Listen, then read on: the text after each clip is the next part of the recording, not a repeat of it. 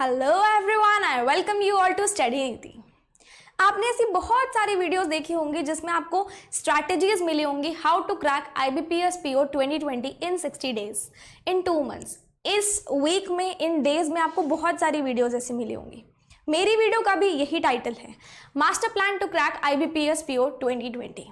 लेकिन इस वीडियो में क्या ऐसा डिफरेंट एलिमेंट है जो आप इस वीडियो को देखो, पूरा देखो। इस वीडियो में दूसरी वीडियो से क्या अलग एलिमेंट है, क्या अलग चीज है, वो आज हम डिस्कस करेंगे। क्योंकि मैंने 2019 में SBI PO as well as LICW दोनों ही एग्जाम्स क्लियर किए हैं, तो मुझे एक आइडिया है, एक एस्पिरेंट पॉइंट ऑफ व्यू से, कि आपकी प्रिपरेशन किस फेज में चलनी चाहिए, कैसे चलनी चाहिए, आपको क्या क्या स्टेप्स लेने हैं कि आप अपना सिलेक्शन उस फाइनल लिस्ट में ला सको। तो मेरा जो मेन मोटिव है आज का इस वीडियो को बनाने का, वो ये नहीं है कि मैं आपको बताऊंगी कि प्रीलिम्स को कैसे क्रैक किया जाए। इन 2 मंथ्स में आपको प्रीलिम्स पे कैसे 100% फोकस करना है, या आपको 35 on 35 कैसे लेकर आने हैं।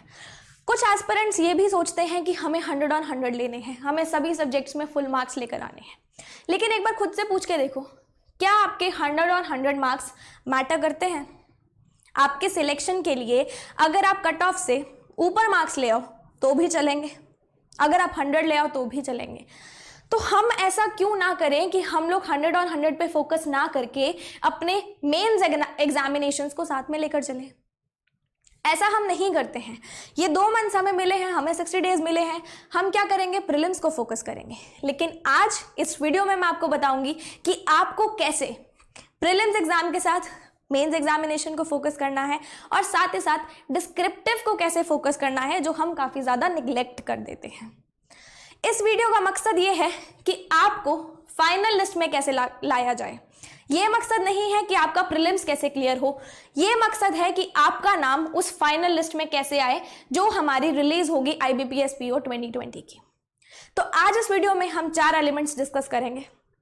पहला एलिमेंट क्या रहेगा कि आपको हर एक सब्जेक्ट को कितने घंटे देने हैं, आपको कौन कौन से टॉपिक्स प्रैक्टिस करने हैं डेली बेसिस पे, मॉक टेस्ट कितने देने हैं, कैसे एनालिसिस करना है, और last and the most important aspect of our preparation, हमें सोर्सेज कहाँ से मिलेंगे, हमें फ्री मटेरियल कहाँ से मिलेगा, कौन से सोर्सेज से मिलेगा, वो भी हाई क्वालिटी कंटेंट जो हमारे एग्जामिनेशन में आता है। ये चीज़ बहुत ज़्यादा मैटर करती है कि हमें हाई क्वालिटी कंटेंट मिलना चाहिए, तभी ही हमारा एग्जामिनेशन जो है वो अच्छे से हमारा क्लियर हो जाएगा। तो ये 4 एलिमेंट्स हम लोग डिस्कस करेंगे आज की वीडियो में। तो ये जो रहेगी वीडियो, हमारा रहेगा स्टडी व्लॉग नंबर 1। ऐसे स्टडी व्लॉग्स मैं आपके लिए और भी लेकर आती रहूंगी। तो अगर आपने अभी तक चैनल को सब्सक्राइब नहीं किया है तो कर लेना, ताकि आपको इन स्टडी व्लॉग्स की नोटिफिकेशन टाइम टू टाइम मिलती रहे। जैसे ही IBPS PO की नोटिफिकेशन आई होगी, आपने जो भी डिफरेंट ग्रुप्स ज्वाइन कर रखे हैं या फिर यूट्यूब चैनल्स को सब्सक्राइब कर रखा है, उन्होंने साथ ही साथ अपडेट किया था कि IBPS PO की नोटिफिकेशन आ गई है। तो आपका फर्स्ट रिएक्शन क्या था?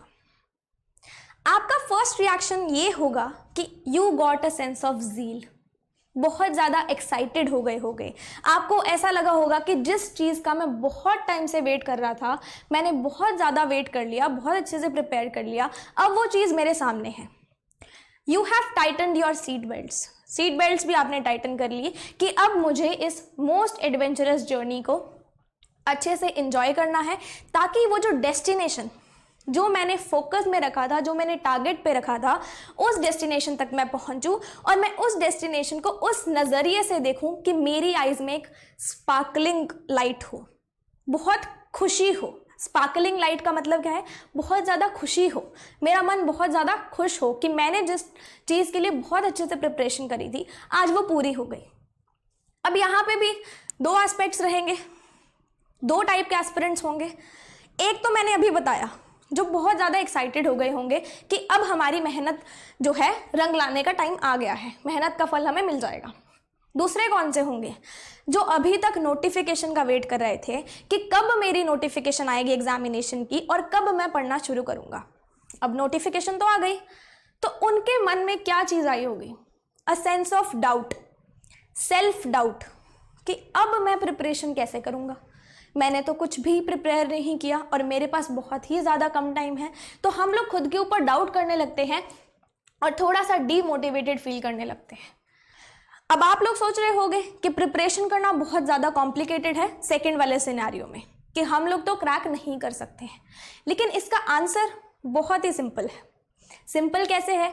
आपको सिर्फ ये पता होना चाहिए कि आपको क्या चीज़ कैसे पढ़नी है, कहाँ से पढ़नी है और कितना टाइम देना है, और क्या जो गलतियां हैं वो नहीं करनी है, तो आप भी अपना एग्जामिनेशन इसी अटेम्प्ट में क्लियर कर सकते हो।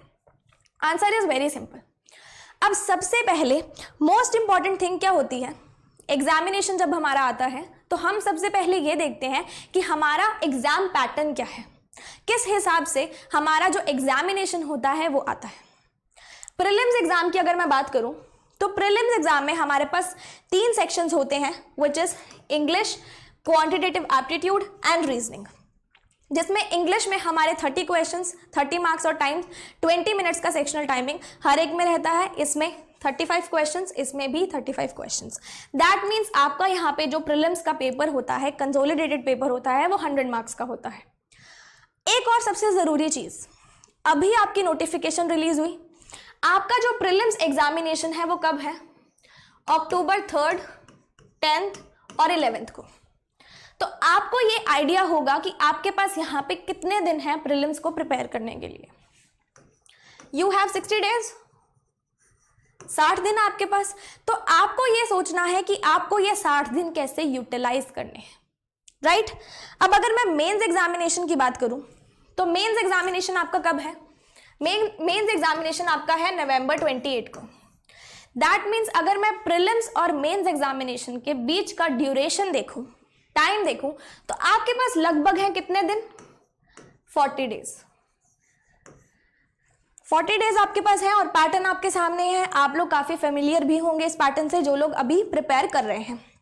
इसमें एक मोस्ट इंपॉर्टेंट चीज़ क्या रहती है कि आपके पास डिस्क्रिप्टिव का यहाँ पे सेक्शन आता है, जिसमें आपके 2 क्वेश्चंस रहते हैं 25 मार्क्स के, और 30 मिनट्स का ये सेक्शन होता है। इसमें काफ़ी लोगों को डाउट रहता है कि मैम हमें पेपर पे लिखना है या फिर टाइपिंग करनी है। तो ये जो पेपर होता है इसमें एसे राइटिंग और लेटर राइटिंग 2 क्वेश्चंस आते हैं और इसमें आपको टाइपिंग ही करनी होती है। अब मैंने आपको बताया प्रीलिम्स के लिए आपके पास 60 दिन है और प्रीलिम्स और मेंस के बीच में आपके पास 40 दिन है। तो आपको ये 40 + 60 दिन, या मैं बोलूँ 60 + 40 दिन कैसे टारगेट करने हैं। आपको ये 60 और 40 दिन अलग अलग टारगेट नहीं करने हैं। आपको प्रीलिम्स एग्जामिनेशन जो आपके पास 60 दिन है, उसके अंदर आप मेंस के लिए कैसे प्रिपेयर करते हो, अब हम आगे इसी चीज़ को डिस्कस करने वाले हैं। आप जो अभी प्रिपरेशन कर रहे हो उसमें आपको एक चीज़ समझनी बहुत ज़्यादा ज़रूरी है कि आपको एक सर्कल को टारगेट करना है। अब वो सर्कल कौन सा होगा हम देखते हैं। सबसे पहले आएगा basic,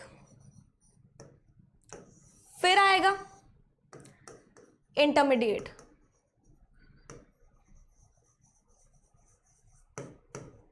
and then your final circle will be advanced. अब आपको अपनी प्रिपरेशन को कैसे चैनलाइज करना है?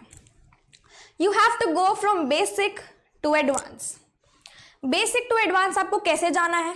उसमें सबसे पहले हम एस्पेक्ट्स दोनों ही कवर करेंगे, बिगिनर्स के भी और ऑलरेडी प्रिपेयरिंग के भी। सबसे पहले हम लोग कवर करेंगे कि जो बिगिनर्स हैं उनको कैसे इस सर्कल को टारगेट करना है। आपको जाना है बेसिक पे, फिर जाना है इंटरमीडिएट पे, फिर जाना है एडवांस्ड पे। बेसिक से मेरा मतलब क्या है? जैसे कि मैंने अभी आपको बताया, आपके पास 4 सब्जेक्ट्स होते हैं, या फिर मैं बोलूं प्रीलिम्स में 3 सेक्शन आते हैं और मेंस में 4 आते हैं। मेंस में आपका जर्नल अवेयरनेस एक्स्ट्रा ऐड हो जाता है। तो आपके पास जितने भी सब्जेक्ट्स हैं उसके आपको सबसे पहले क्या क्लियर करने हैं? बेसिक्स। बेसिक्स से मेरा क्या मतलब है? यहाँ पे बेसिक्स से मेरा मतलब है कॉन्सेप्ट्स। ये जो कॉन्सेप्ट्स होते हैं ना, ये आपका एक बेस बिल्ड करते हैं। जो आपको बिल्डिंग बनानी है, बहुत ज़्यादा ऊंची इमारत बनानी है, उसका ये बेस होते हैं। अगर आपके कॉन्सेप्ट्स ही वीक हैं, मतलब आपका जो फर्दर आपकी जो प्रिपरेशन रहेगी वो स्मूथली नहीं चल पाएगी। अब ये बेसिक कॉन्सेप्ट क्लियर करने कैसे हैं? अगर मैं बात करूं क्वांट की, क्वांट में क्या होता है, आपके बहुत सारे चैप्टर्स आते हैं। जैसे आपके अरिथमेटिक के चैप्टर्स आ गए, नंबर सीरीज आ गई, क्वाड्रेटिक इक्वेशन आ गया, काफ़ी सारे टॉपिक्स होते हैं। Number series, quadratic equation, simplification, approximation का इतना ज़्यादा बेसिक टू एडवांस ज़्यादा डिफरेंस नहीं आता है। जो हम बेसिक में करते हैं उसी से ही एडवांस हमारा हो जाता है, बिकॉज क्वेश्चंस में स्लाइट डिफरेंस आता है। लेकिन ये जो चेंज आता है बेसिक टू एडवांस में, ये आता कैसे है? ये आता है आपके डेटा इंटरप्रिटेशन में, आपके अरिथमेटिक के टॉपिक्स में। जब भी आप कर रहे हो क्वांटिटेटिव एप्टीट्यूड, तो आप ये कोशिश करो कि आप जो भी टॉपिक आज कर रहे हो उस टॉपिक को सबसे पहले आज के दिन पे आप अपना बेसिक क्लियर करो।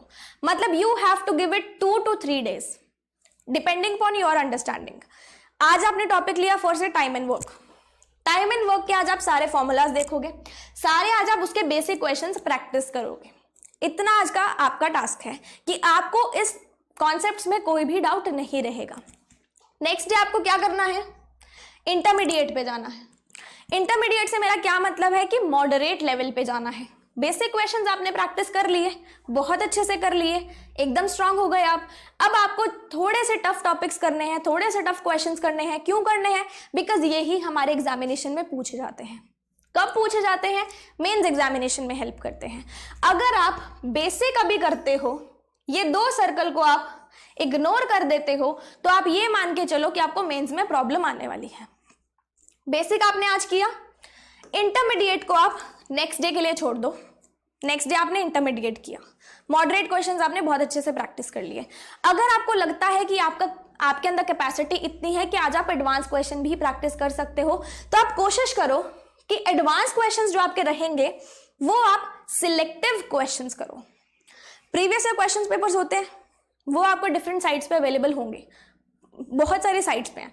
आप प्रीवियस ईयर क्वेश्चन पेपर को उठाओ, वहां पे देखो कि आपके मेंस एग्जामिनेशन में इस एडवांस्ड पोर्शन के कौन कौन से टॉपिक से क्वेश्चन आए, किस किस टाइप के आए, ताकि आप एज अ होल ना प्रिपेयर करो, आप क्या करो, स्मार्ट स्टडी करो।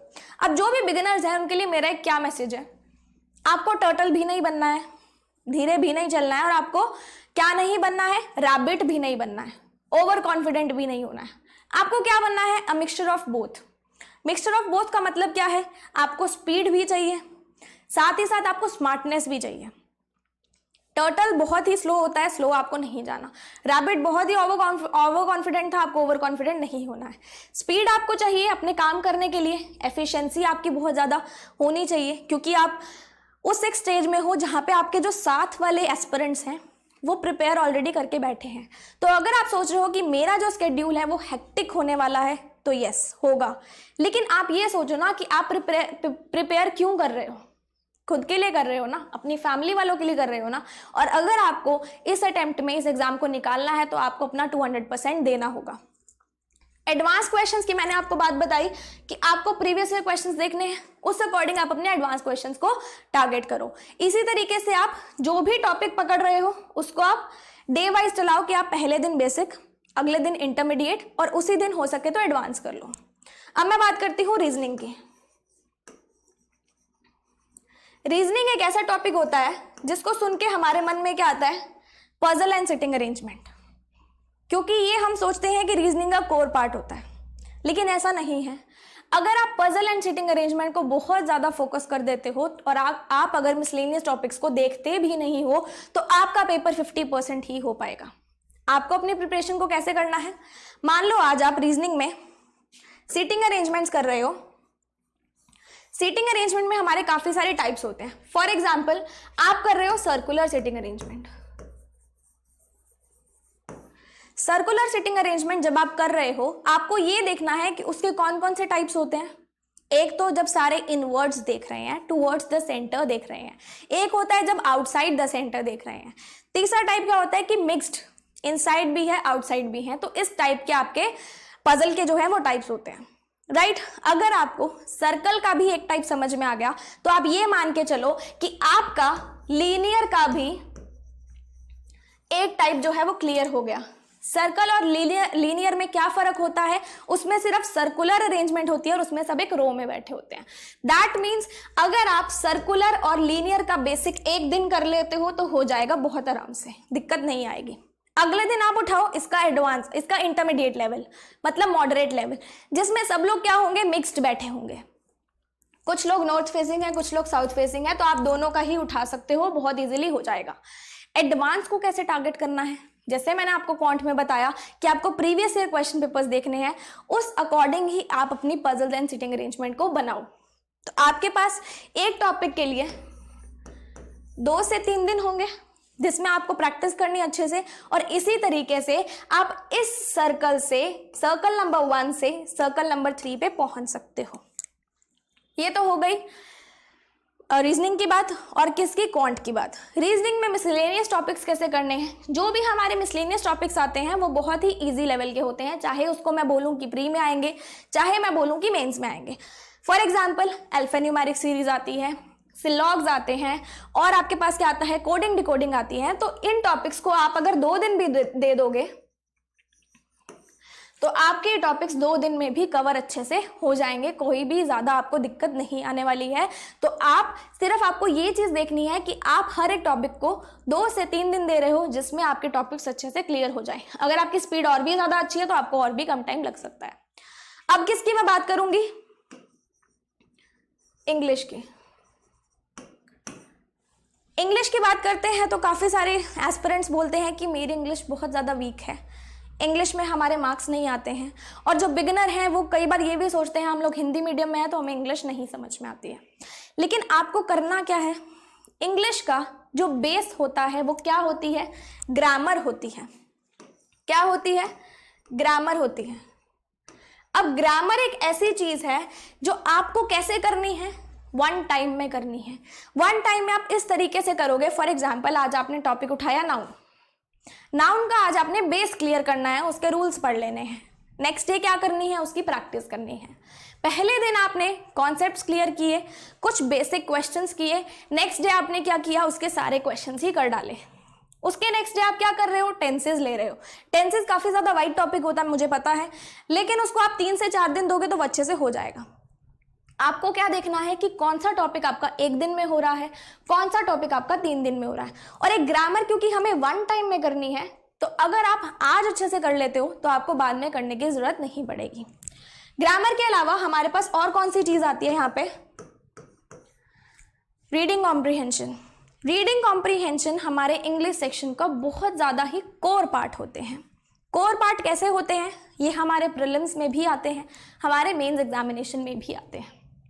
इसको क्लियर करने के लिए आपको करना क्या है, आपको डेली का एडिटोरियल पढ़ना है, या फिर मैं कहूँ जो भी आप डिफरेंट सोर्सेज से डेली एडिटोरियल करते हो या डेली आरसीज पढ़ते हो, उसी से ही आपको हेल्प मिलेगी। अब एडिटोरियल क्या होता है, आप जो भी एडिटोरियल पढ़ते हो उसमें आप ज़्यादातर कौन से एडिटोरियल्स पढ़ते हो, फाइनेंशियल इश्यूज पे पढ़ते हो, सोशल इश्यूज पे पढ़ते हो, और किस पे पढ़ते हो, जो भी आपका करंट टॉपिक चल रहा है उस पर आप एडिटोरियल पढ़ लेते हो। इन एडिटोरियल से आपको कहाँ कहाँ पे हेल्प मिलती है, आरसीज आपके क्लियर हो जाते हैं। एडिटोरियल आप पढ़ते हो, अंडरस्टैंड करते हो, उससे क्या होता है, जो हमारे पैराजम्बल्स आते हैं इंग्लिश में वो आपके बहुत इजीली बनने लगते हैं। क्यों, क्योंकि आपको सेंटेंस की फ्रेमिंग आ जाती है कि इस सेंटेंस में ये ऐसे बना तो इसके बाद ये लाइन कनेक्ट हो रही है। तो बेसिकली अगर आप ग्रामर अच्छे से कर लेते हो, अगर आप डेली एडिटोरियल रीड करते हो, तो ये मान के चलो आपका पूरा इंग्लिश सेक्शन बहुत अच्छे से हो जाता है। मिसलेनियस टॉपिक्स की अगर मैं बात करूँ, मिसलेनियस टॉपिक्स जो आपके आते हैं वो होते हैं पैराजम्बल, एरर डिटेक्शन और मैच द कॉलम्स। ये जो भी टॉपिक्स होते हैं ये आपके या तो रिलेटेड होते हैं ग्रामर से या फिर आपके रिलेटेड होते हैं एडिटोरियल से।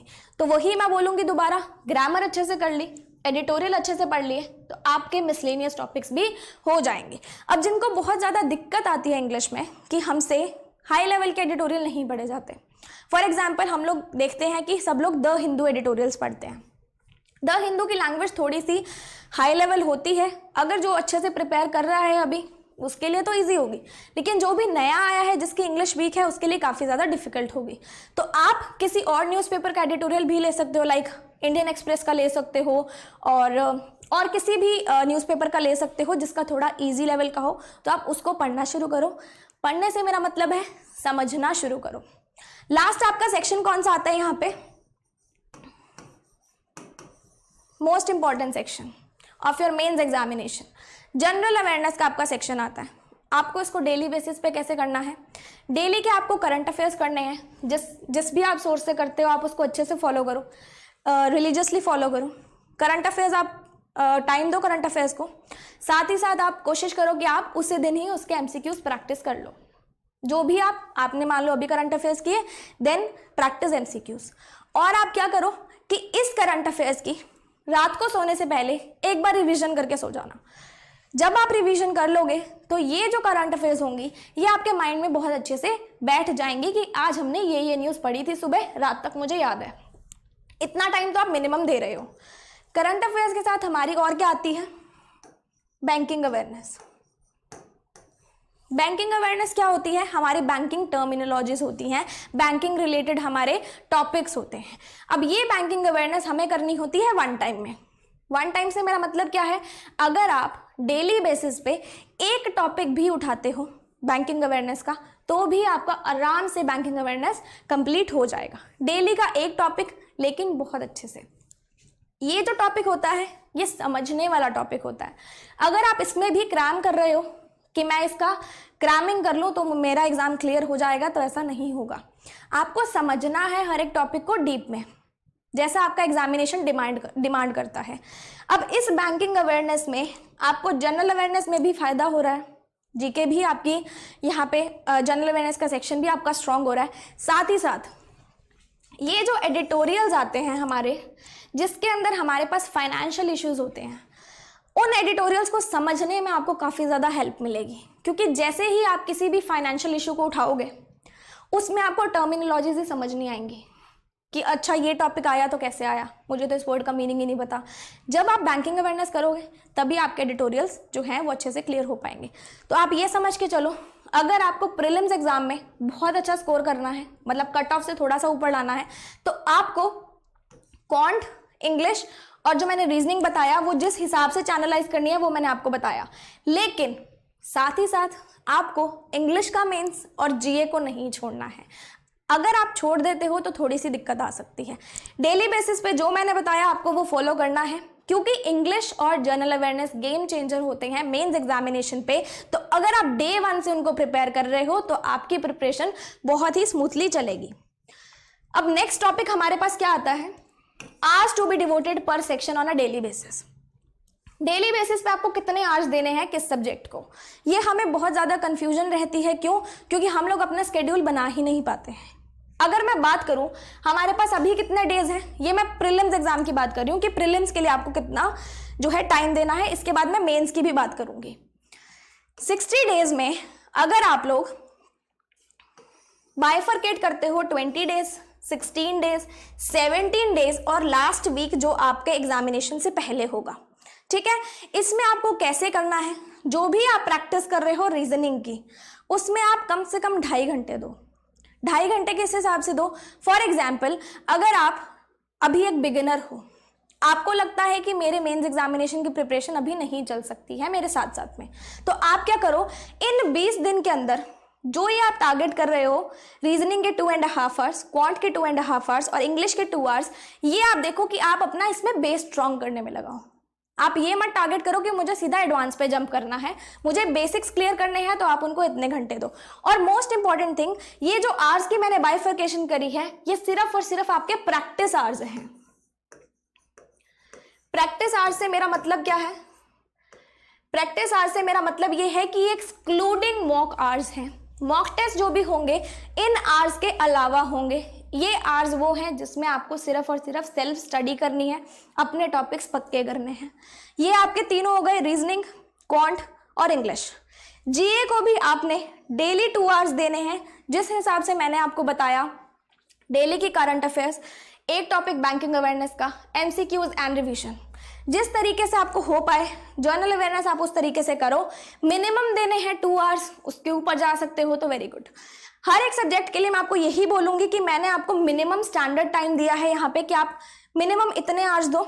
उससे अगर आप ऊपर कर रहे हो, अगर आप बिगिनर हो, तो आपको उसके ऊपर करना ही पड़ेगा, बिकॉज आप थोड़े से पीछे हो बाकी एस्पिरेंट से, तो आपको यहाँ पे एडिशन कर लेना है। अब 20 दिन के बाद जो हमारे पास 16 दिन आएंगे, ये वाले उसमें आपको कितने आवर्स डिवोट करने हैं, सेम आवर्स ही डिवोट करने हैं, रीजनिंग के लिए भी, क्वांट के लिए भी, इंग्लिश के लिए भी और जीए के लिए भी। लेकिन यहाँ पे डिफरेंस क्या है? आप सोच रहे होगे कि मैम आवर्स तो सेम है, हमें करना क्या है? जब पहले आप इन 20 दिनों में प्री को ज्यादा फोकस कर रहे थे, बेस, प्री नहीं बोलूंगी, बेस को ज्यादा फोकस कर रहे थे, इन 16 दिनों में बेस ऑलरेडी आपका क्लियर हो चुका होगा। ये जो 2.5 घंटे हैं उसमें आप कोशिश करो आप मेंस का कंटेंट बहुत अच्छे से प्रैक्टिस करो। यहाँ पे अगर आप एक पजल 1 DI कर रहे थे तो यहाँ पे आप 2 पजल 2 DI करो। ये कहने का मतलब मेरा ये है, इन 2.5 घंटों को आप बाइफरकेट करो कि मेरे को मेंस की आज 2 पजल 2 DI करनी है और मुझे प्री की आज 3-4 पजल करनी है, 3-4 DI करनी है, वो आपके ऊपर है। कौन से आवर्स हैं? प्रैक्टिस आवर्स है, लेकिन बाइफरकेशन इनकी बदल गई है। यहाँ पे भी आप यही करोगे और इंग्लिश के लिए भी आप यही करोगे। जनरल अवेयरनेस आपका वैसा ही चलता रहेगा जैसे आप अभी चला रहे हो। Daily CA with revision, with MCQs, with banking awareness. अब आते हैं जो 17 दिन और हमारे पास हैं। इन 17 दिन में मैंने यहाँ पे आवर्स को कम क्यों किया है? रीजनिंग और क्वांटिटेटिव एप्टीट्यूड के आवर्स को मैंने कम क्यों किया है? क्योंकि यहाँ पे आपके मॉक टेस्ट बढ़ जाएंगे। इन 17 दिनों में आपके मॉक टेस्ट बढ़ने वाले हैं एज कंपेयर टू आपके ये 20 दिन और ये 16 दिन। अगर आपको मॉक टेस्ट ज्यादा देने हैं तो आज जाहिर सी बात है कि आपको अपने इन घंटों में से कुछ घंटे कम करने पड़ेंगे।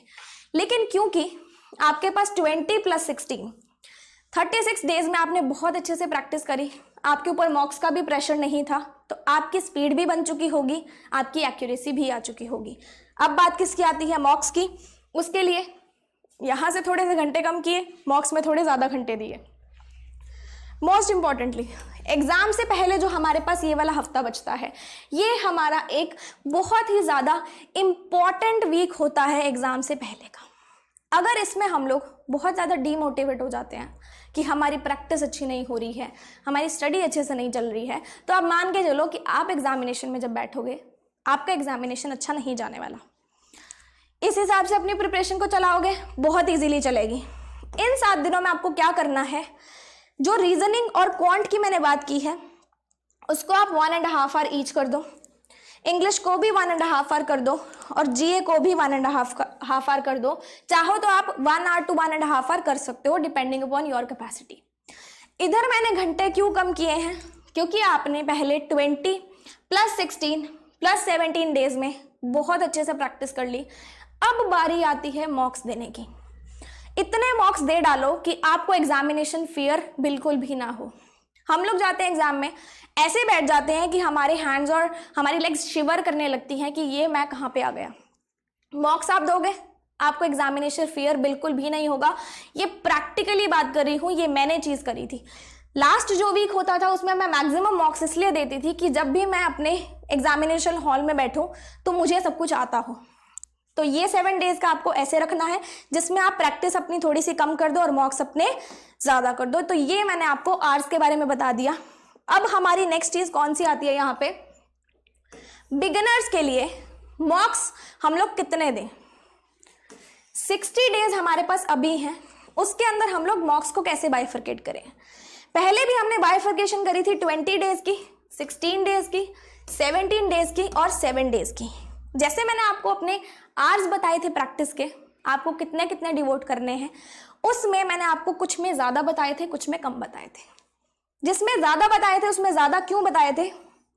इस वजह से बताए थे कि आपको ये जो पहले 20 दिन होंगे उसमें 2 मॉक्स आपको वीकली करने हैं।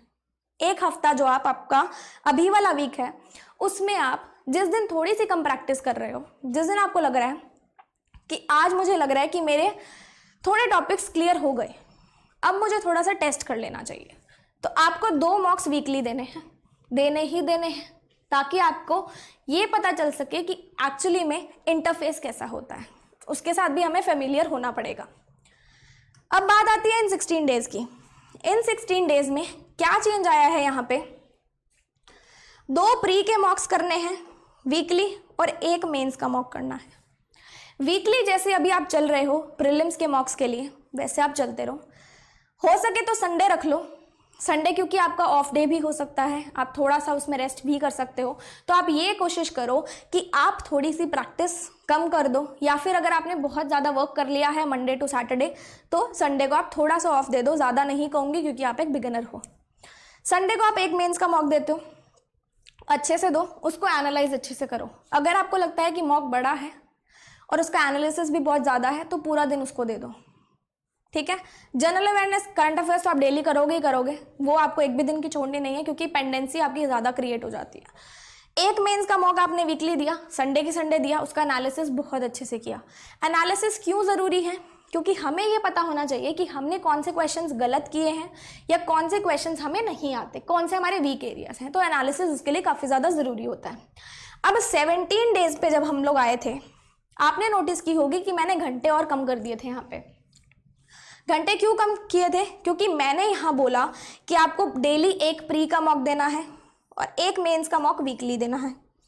वीकली से क्या मतलब? संडे को आप मेंस के मॉक के लिए रख लो, या अगर आप सैटरडे को मेंस का मॉक कर रहे हो तो संडे को उसका एनालिसिस कर लो, जैसे आपको ठीक लगे।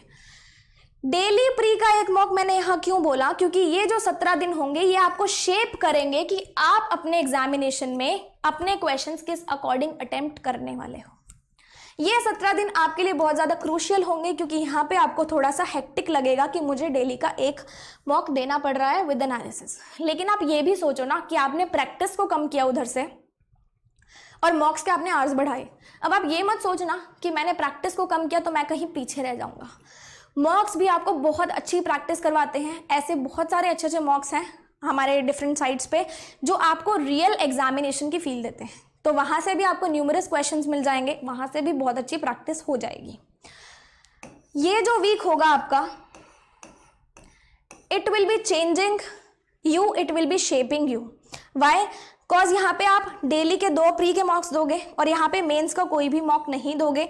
बिकॉज अगर आपको ऐसा लगेगा कि मैं मेंस का मॉक दूंगा मेरा सारा दिन वेस्ट हो जाएगा, आपको ऐसा नहीं करना है। मेंस का आप यहाँ पे स्किप कर सकते हो इन 7 दिनों के लिए। आपको फोकस किस पे करना है? प्रीलिम्स के मॉक्स पे। 2 आप दो, हो सके तो मैं कहूँ 3 दो, लेकिन एनालिसिस भी करना है। अगर आप प्रैक्टिस भी नहीं कर रहे हो इन दिनों में, अगर आपके सारे टॉपिक्स ये 20 + 16 + 7 डेज में पूरे हो चुके हैं, तो आपको ये देखना है कि यहाँ पे अगर मैं प्रैक्टिस नहीं भी कर रहा हूँ और मैं मॉक्स यहाँ पे 2 से 3 भी दे रहा हूँ, तो आप बहुत अच्छे लेवल पे चल रहे हो, क्योंकि आप अपने आप को उस वर्स सिचुएशन के लिए प्रिपेयर कर रहे हो जहाँ पे आपको एग्जामिनेशन में बिल्कुल भी फियर नहीं होगा। तो ये बात थी मॉक्स की, किसके लिए? For beginners. अब किसकी बात करूंगी मैं? जो बच्चे ऑलरेडी, जो एस्पिरेंट्स ऑलरेडी प्रिपेयर कर रहे हैं, उनको कितने मॉक्स देने चाहिए? वही बाइफर्केशन 60 डेज की। आपको करना कैसे है? 20 डेज आपको देने हैं यहाँ पे, 16 डेज आपको देने हैं यहाँ पे, 17 and 7 इस तरीके से देने हैं, राइट। मॉक्स आपके यहाँ पे ज़्यादा रहेंगे, क्यों? वीकली आपको 3 मॉक्स देने हैं और मेंस के आपको 1 से 2 मॉक्स वीकली देने हैं। क्यों? क्योंकि सिंस आप ऑलरेडी प्रिपेयर कर रहे हो तो आपका जो बेसिक सर्कल था उससे आप बाहर आ चुके हो, इंटरमीडिएट से भी बाहर आ चुके होगे, एडवांस लेवल पे चल रहे होगे अगर आप ऑलरेडी प्रिपेयर कर रहे हो, ये मैं मान के चल रही हूँ। वीकली के 3 प्री के इसलिए बोले, बेसिक्स आपके स्ट्रांग है तो आप दे सकते हो। 1 से 2 मेंस के इसलिए बोले क्योंकि आप मॉडरेट टू एडवांस पे अभी पहुंच चुके हो, तो आप इतना टाइम तो निकाल सकते हो कि आप एक वीक में इतने मॉक्स कर लो। पहले 20 दिन के लिए बोल रही हूं मैं। अब 16 दिन की बात की जाए तो एक प्री आपको ऑल्टरनेटिव डे पे देना है, मतलब एक दिन छोड़ के, और 1 से 2 मेंस के वीकली मॉक देने हैं। एक मॉक भी हो जाए आपका, एक तो मैं नहीं बोलूँ क्योंकि आप ऑलरेडी प्रिपेयर करो, तो 2 मॉक्स आप वीकली तो दो, ऐसे 2 दिन रख लो जिसमें आपको मेंस के लिए ही स्पेसिफिकली फोकस करना है। यहाँ पे 17 दिन जब आ जाएंगे, मैं बोलूँगी कि आप डेली का 1 का प्री मॉक दो और 1 मेंस का वीकली दे दो, जिससे आपकी मेंस की प्रिपरेशन भी चलती रहे और किसकी प्रिपरेशन चलती रहे? प्री की भी चलती रहे। तो यहाँ पे आपकी दोनों प्रिपरेशन हो जाएंगी। अब बात आती है सबसे क्रूशियल वीक की, विच इज़ हमारा फाइनल हफ्ता जो हमारे एग्जामिनेशन से पहले है। उसमें आपको डेली के 2 से 3 मॉक्स देने हैं और यहाँ पे मेंस का आपको कोई भी मॉक नहीं देना है। क्यों? क्योंकि यहाँ पे आपको मेंस के लिए थोड़ी सिरदर्दी कम कर देनी है अपनी। आपने यहाँ पे अच्छे से प्रैक्टिस कर लिया मेंस के मॉक, बहुत अच्छी बात है। प्री के लिए अब आप प्रैक्टिस कर लो ताकि आपकी स्पीड में कोई भी यहाँ पे कमी ना आए। तो ये जो बात थी वो थी मॉक्स की। अब आप सोचोगे कि मैम आपने हमें वो नहीं बताया कि हम लोग कितने घंटे दें, कितने घंटे डिवोट करें। तो जो मैंने आपको पहले अभी स्लाइड दिखाई थी यहाँ पे प्रीलिम्स वाली, जिसमें मैंने आपको दोनों के बताए थे कि बिगिनर्स हैं जो ऑलरेडी प्रिपेयर कर रहे हैं, उसमें यहाँ पे अगर मैं कुछ चेंजेस बताऊं आपको जो आपको करने हैं, अगर आपको पहले वाला मेथड सही लगा हो जिसमें मैंने आपको बताया था कि आपको अगर कोई आपके वीक एरियाज हैं तो आप उसको डिवोशन दो टाइम को, और अगर आपको मेंस का देना है तो उस तरीके से कर सकते हो।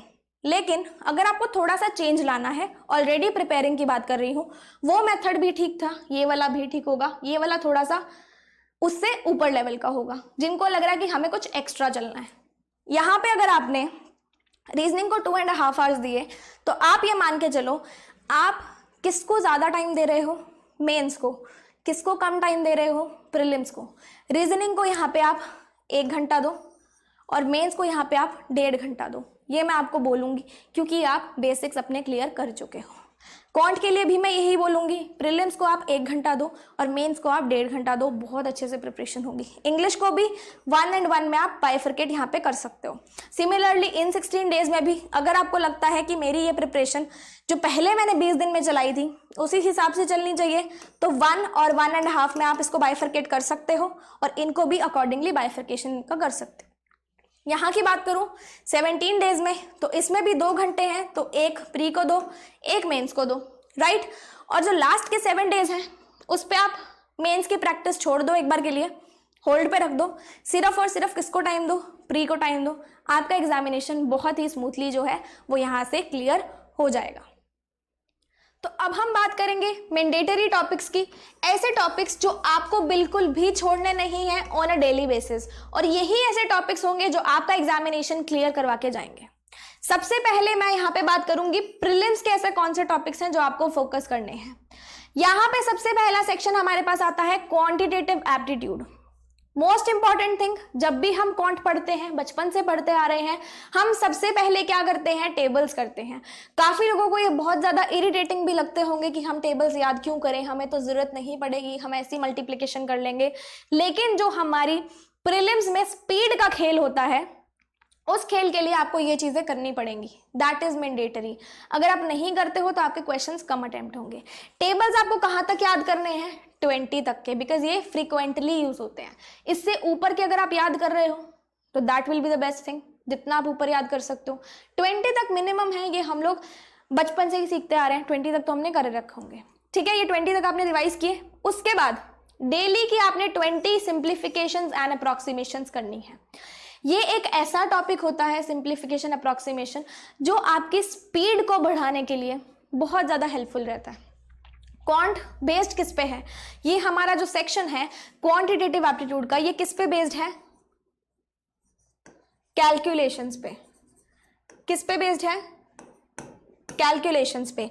और ये जो कैलकुलेशंस है ये आपकी कहाँ से स्ट्रांग होंगी, जब आप इसको करोगे, सिंप्लीफिकेशन अप्रॉक्सीमेशन के क्वेश्चंस को करोगे, स्पीड आएगी तो जो आगे के क्वेश्चंस होंगे बनने बहुत इजी हो जाएंगे। अब बात करते हैं 20 नंबर सीरीज करनी है आपको। यहाँ पे नंबर सीरीज यहाँ पे 2 तरीके की आती हैं, एक तो आती है मिसिंग, एक आती है wrong number. Missing number series जो होती है वो सबको बहुत अच्छी लगती है क्योंकि इसका जो पैटर्न होता है ये हमारा बहुत इजीली बन जाता है। लेकिन ये जो रॉन्ग नंबर सीरीज होती है ना, इसमें सबको दिक्कत आती है। तो अगर आपको स्मार्ट स्टडी करनी है तो रॉन्ग नंबर को मत भूलना, क्योंकि प्रीलिम्स एग्जाम में ऐसा भी हो सकता है जो आपके सिंप्लीफिकेशन और जो आपके नंबर सीरीज के 5 क्वेश्चन आने वाले हैं वो 5 के 5 रॉन्ग नंबर सीरीज से आ जाएं, फिर आप उसमें अटक जाओगे। अब बात करते हैं 20 आपको क्वाड्रेटिक इक्वेशंस करनी है। क्वाड्रेटिक इक्वेशंस के भी आपको पता है कि डिफरेंट टाइप्स होते हैं, बेसिक से एडवांस जाना है, फर्स्ट सर्कल से थर्ड सर्कल पे जाना है। तो आप अगर आज 20 बेसिक क्वेश्चन प्रैक्टिस कर रहे हो, अगले दिन 20 मॉडरेट करो, अगले दिन 20 एडवांस्ड करो, फिर 20 बेसिक पे आ जाओ, फिर 20 मॉडरेट पे आ जाओ। इस तरीके से अपनी प्रिपरेशन को चैनलाइज करो। 3 से 5 आपको डेटा इंटरप्रिटेशन करनी है। प्रीलिम्स एग्जाम में जो डेटा इंटरप्रिटेशन आती है वो अरिथमेटिक बेस्ड नहीं आती है। मोस्ट ऑफ द केसेस की बात कर रही हूँ, यहाँ पे एक्सेप्शन हो सकती है। मोस्ट ऑफ द केसेस में अरिथमेटिक टॉपिक से बेस्ड कोई भी डीआई नहीं आती है। इंपॉर्टेंट टॉपिक्स आपके रहते हैं परसेंटेज, रेशियो, प्रोपोर्शन, CISI इससे आते हैं, या फिर आपकी डबल पाई चार्ट वाली आ गई, सिंपल आ गई, टैबुलर DI आ गई, इस टाइप की DIs आती हैं, वो बहुत ईजिली हो जाती हैं। तो 3 से 5 भी अगर आप करते हो तो आपको ज़्यादा टाइम नहीं लगेगा। और आपको क्या करना है, अरिथमेटिक का एक टॉपिक लेना है रोज का। उस अरिथमेटिक के एक टॉपिक में आप क्या कर रहे हो, 20 क्वेश्चंस कर रहे हो, जिसमें आपके 20 क्वेश्चंस में मिक्स होना चाहिए बेसिक और एडवांस का। फॉर एग्जाम्पल अगर आप 10 क्वेश्चन बेसिक के कर रहे हो तो आपको 10 क्वेश्चन एडवांस्ड के भी करने हैं, ताकि आपका टॉपिक जो है ये क्लियर अच्छे से हो जाए। तो ये जो है आपकी डेली रूटीन इस अकॉर्डिंग रहनी चाहिए हर एक दिन की। इसमें चेंजेस आप खुद कर सकते हो, क्योंकि आप अपने स्केड्यूल के अकॉर्डिंग आपको ज़्यादा पता है कि आपको क्या चीज़ कम करनी है, क्या चीज़ ज़्यादा करनी है। ये मैं स्टैंडर्ड बता रही हूँ, चेंजेस आपको करने हैं। अब अगली अगर मैं बात करूँ तो अगला हमारे पास कौन सा सेक्शन आता है, रीजनिंग का सेक्शन। रीजनिंग का सेक्शन हमारा थोड़ा सा फेवरेट भी होता है, क्योंकि इसमें पजल और सिटिंग अरेंजमेंट्स होती हैं, काफ़ी ज़्यादा अच्छी लगती है हमें। इसमें आपको क्या करना है, हमें स्टार्ट करना है सबसे पहले अपना दिन मिसलेनियस टॉपिक से। अब ये मैं क्यों बोल रही हूँ, आपको काफ़ी ज़्यादा सुनने को ये भी मिलता होगा कि पहले आपको पजल करनी चाहिए, फिर आपको क्या करनी चाहिए, मिसलेनियस टॉपिक्स पे जाना चाहिए। क्योंकि आप फेमिलियर हो गए सिलेबस से, जो भी आपके टॉपिक्स आते हैं रीजनिंग के अंदर, तो आपको ये पता है कि जो हमारे मिसलेनियस टॉपिक्स आते हैं वो बहुत ज़्यादा क्या होते हैं, ईजी होते हैं, या मैं क्या कहूँ सुपर ईजी होते हैं। ये सुपर इजी क्यों होते हैं, क्योंकि ये ऐसे टॉपिक्स होते हैं कि अगर कोई बिल्कुल भी रीजनिंग को उसने कभी भी नहीं किया है तो उसको भी बहुत अच्छे से ये टॉपिक समझ में आ जाते हैं। आपको इसको डेली का एक टॉपिक लेना है और उसके 30 से 40 क्वेश्चंस कर डालने हैं। 30 से 40 क्वेश्चन सिर्फ बोलने में ज़्यादा लगते हैं, करने में टाइम आपको नहीं लगेगा अगर बहुत छोटा टॉपिक होगा। अगर मैं बात करूँ, मान लो सिलॉग्स आज आप कर रहे हो या फिर आप कोडिंग डिकोडिंग कर रहे हो, तो अगर आप उसके 20 क्वेश्चंस भी कर लोगे तो भी हो जाएगा। अल्फान्यूमेरिक सीरीज कर रहे हो तो आपको 30 to 40 क्वेश्चंस एटलीस्ट करने होंगे। नेक्स्ट हमारा जो हम सोचते हैं कि कोर पार्ट है, लेकिन नहीं, ये भी 50% वेटेज रखते हैं और ये भी 50% वेटेज रखते हैं। पजल एंड सिटिंग अरेंजमेंट का आपको क्या करना है, इसके अंदर आपको 5 से 10 करनी है, मिनिमम आप 5 कर सकते हो डेली, डिपेंडिंग अपॉन क्वेश्चन का लेवल कैसा है। क्वेश्चन का लेवल जो प्री का होता है काफ़ी इजी होता है, तो जो भी हमारी पजल्स होती हैं वो हमारी 1 से 1.5 मिनट में, हाईएस्ट 2 मिनट में बन जाती हैं। अगर 2 मिनट में भी आपकी एक पजल बन रही है तो आप ये देख लो कि आपके 10 मिनट में कितनी पजल्स बन गई 5। 2 मिनट में एक बनी, 10 मिनट में 5 बन गई, आपको और चाहिए क्या।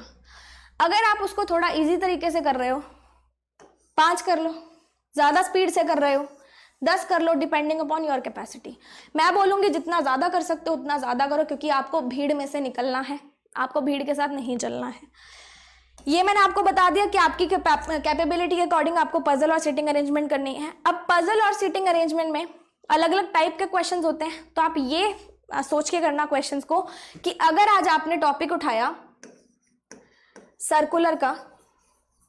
सर्कुलर सिटिंग अरेंजमेंट का, तो आज आप उसके 5 से 10 क्वेश्चन कर लेते हो, मतलब 5 से 10 पजल्स सिटिंग अरेंजमेंट कर लेते हो, जिसमें हर एक में 5 क्वेश्चंस आते हैं, राइट। उसके अगले दिन आप कौन सा कर रहे हो, लीनियर कर रहे हो। कौन सा कर रहे हो, लीनियर कर रहे हो। उसके अगले दिन आप क्या कर रहे हो, बॉक्स पजल कर रहे हो। उसके अगले दिन आप क्या कर रहे हो, एज बेस्ड पजल कर रहे हो। जो भी डिफरेंट टाइप की पजल्स होती हैं, हर एक पजल को अगर आप एक दिन भी दोगे तो आपका बहुत अच्छे से आपकी प्रिपरेशन यहाँ पे चैनलाइज हो जाएगी। अब आगे अगर मैं बात करूँ, हमारे 2 sections which are most important sections mains examination के पर्सपेक्टिव से। इंग्लिश के लिए प्री के लिए आपको क्या करना है, एडिटोरियल की रीडिंग डेली करनी है, जैसे कि मैंने आपको पहले भी बताया। और आपको साथ में क्या करना है, एक रीडिंग कॉम्प्रीहेंशन पढ़ना है। रीडिंग कॉम्प्रीहेंशन पढ़ने में अगर आपको दिक्कत आती है तो आप क्या करो, जैसे हम स्कूल में करते होते थे। स्कूल में आपको डिफरेंट स्टोरीज मिलती होंगी ना, थर्स्टी क्रॉ सबने पढ़ा होगा, और भी डिफरेंट स्टोरी सबने पढ़ी होंगी। तो वो जो हमारे पैराग्राफ्स होते हैं वो बहुत ईजी होते हैं। अगर किसी को लगता है कि मुझे पैराग्राफ पढ़ने में दिक्कत आती है तो आप क्या करो,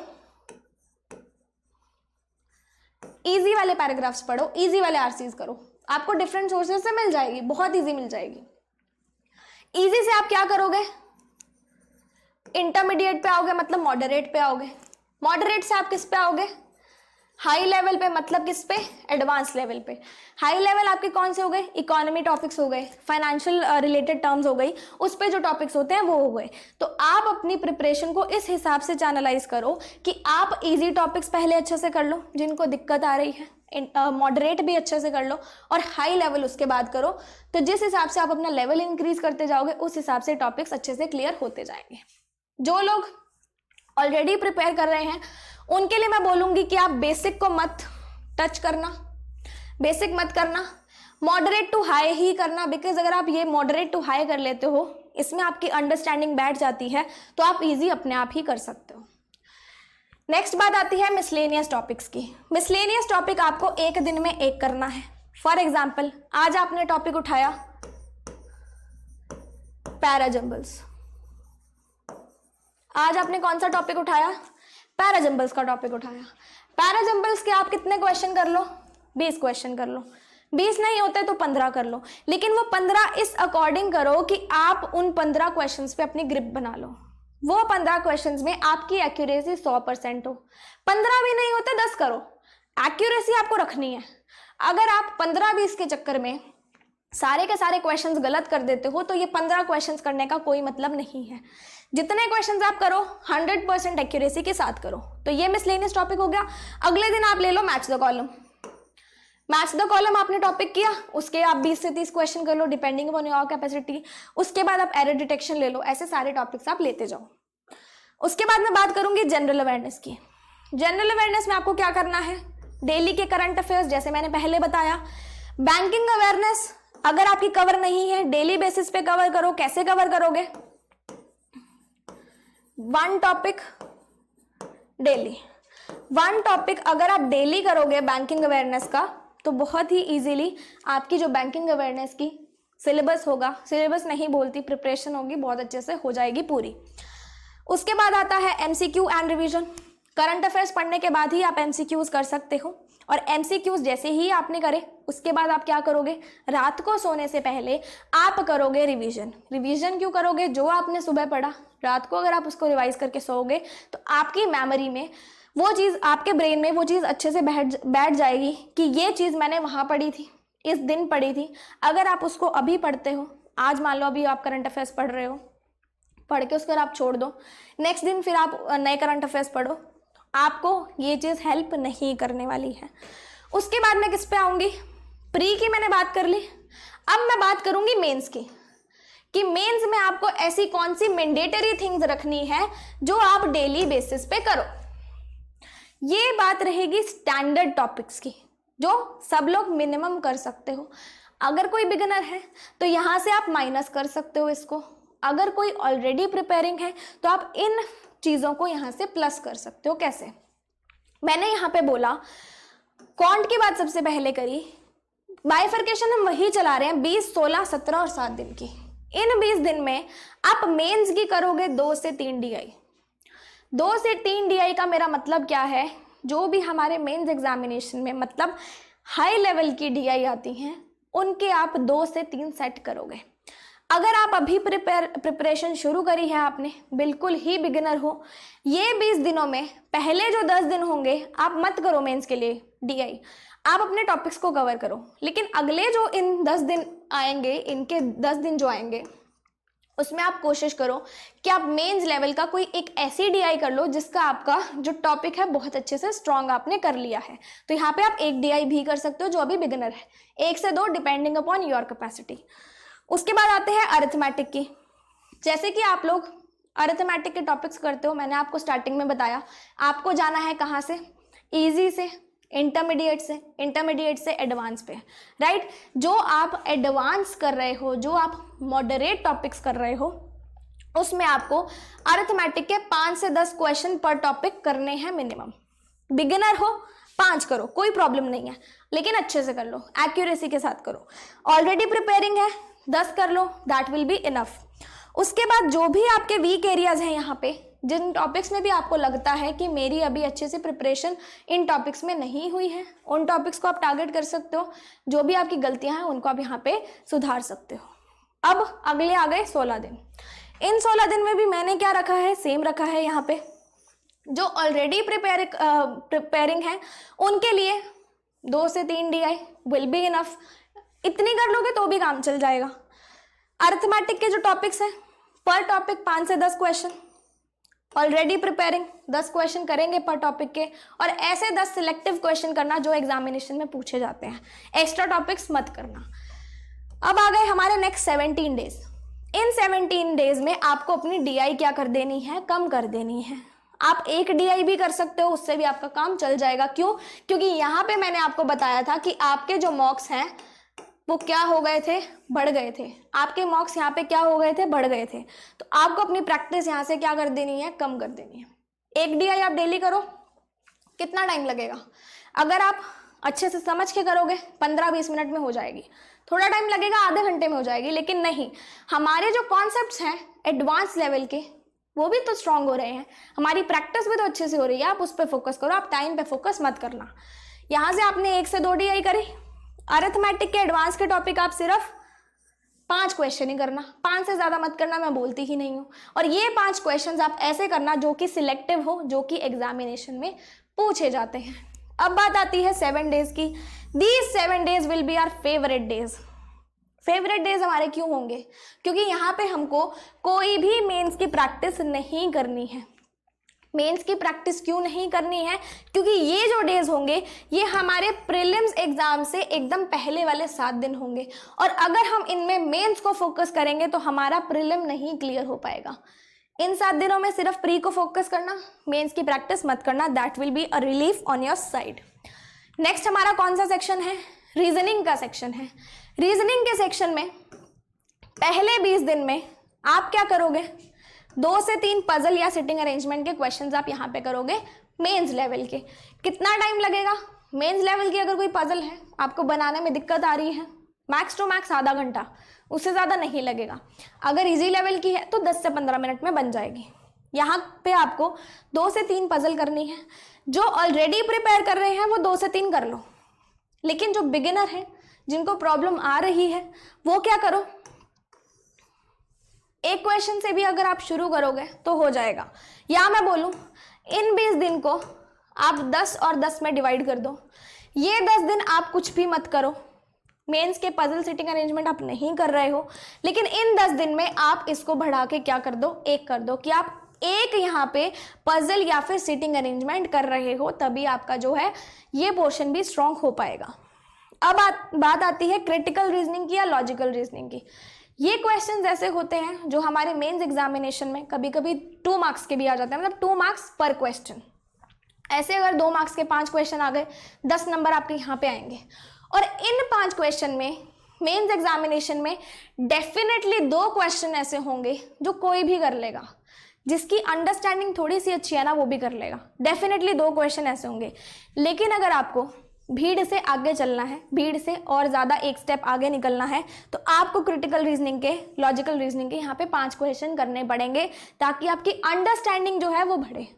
मेन मोटिव इसको करने का क्या होता है? अंडरस्टैंडिंग बढ़ाने का होता है। उसके बाद बात आती है मिसलेनियस टॉपिक्स की।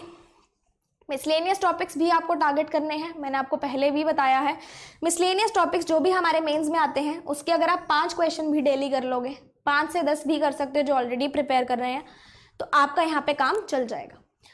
उसके बाद बात करते हैं इन 16 दिनों की। 16 दिनों में आपको क्या करना है?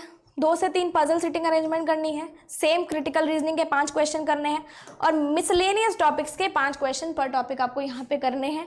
जो ऑलरेडी प्रिपेयर कर रहे हैं वो यहाँ पे इन चीज़ों को प्लस कर सकते हैं, और जो यहाँ पे बिगिनर हैं वो क्या करेंगे, यहाँ से माइनस कर सकते हो पजल सिटिंग अरेंजमेंट से, उसकी आपको यहाँ पे मैंने रिलीफ दिया।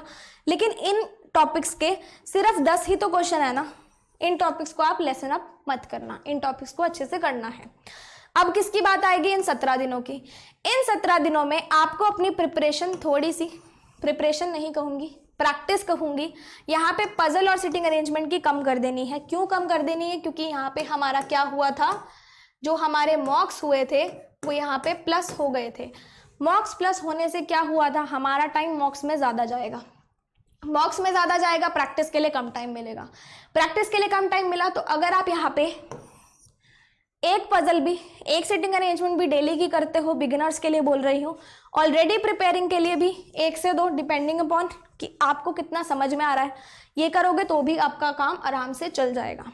क्रिटिकल रीजनिंग के 5 क्वेश्चन करने ही हैं और मिसलेनियस टॉपिक के भी 5 क्वेश्चन करने ही हैं, ताकि आप मेंस एग्जामिनेशन में जब बैठ रहे हो आपको सिर्फ और सिर्फ पजल पे रिलाई ना करना पड़े, आपको सारे के सारे टॉपिक्स बहुत अच्छे से आते हो। अब ये 5 क्वेश्चन से मेरा मतलब क्या था वो सुनना। जैसे मान लो आज आप अभी कर रहे हो कोडिंग डिकोडिंग किया मेंस लेवल का, या फिर मैं कहूँ मशीन इनपुट आउटपुट किया मेंस लेवल का। उसके अंदर एक क्वेश्चन में 5 पार्ट्स होते हैं, एक क्वेश्चन में 5 पार्ट्स होंगे, तो आपको उसका एक ही क्वेश्चन करना है, आपको उसके 5 क्वेश्चन नहीं करने हैं। क्यों? क्योंकि 5 × 5 दैट विल बी 25, बहुत ज्यादा उसमें आपका टाइम चला जाएगा। Machine input output, coding decoding 1 से 2 क्वेश्चन करोगे तो भी चलेगा। This is our favourite week, बहुत ज्यादा फेवरेट वीक होगा, क्योंकि यहाँ पे हमें मेंस की कोई भी प्रैक्टिस नहीं करनी है, प्रीलिम्स को फोकस करना है।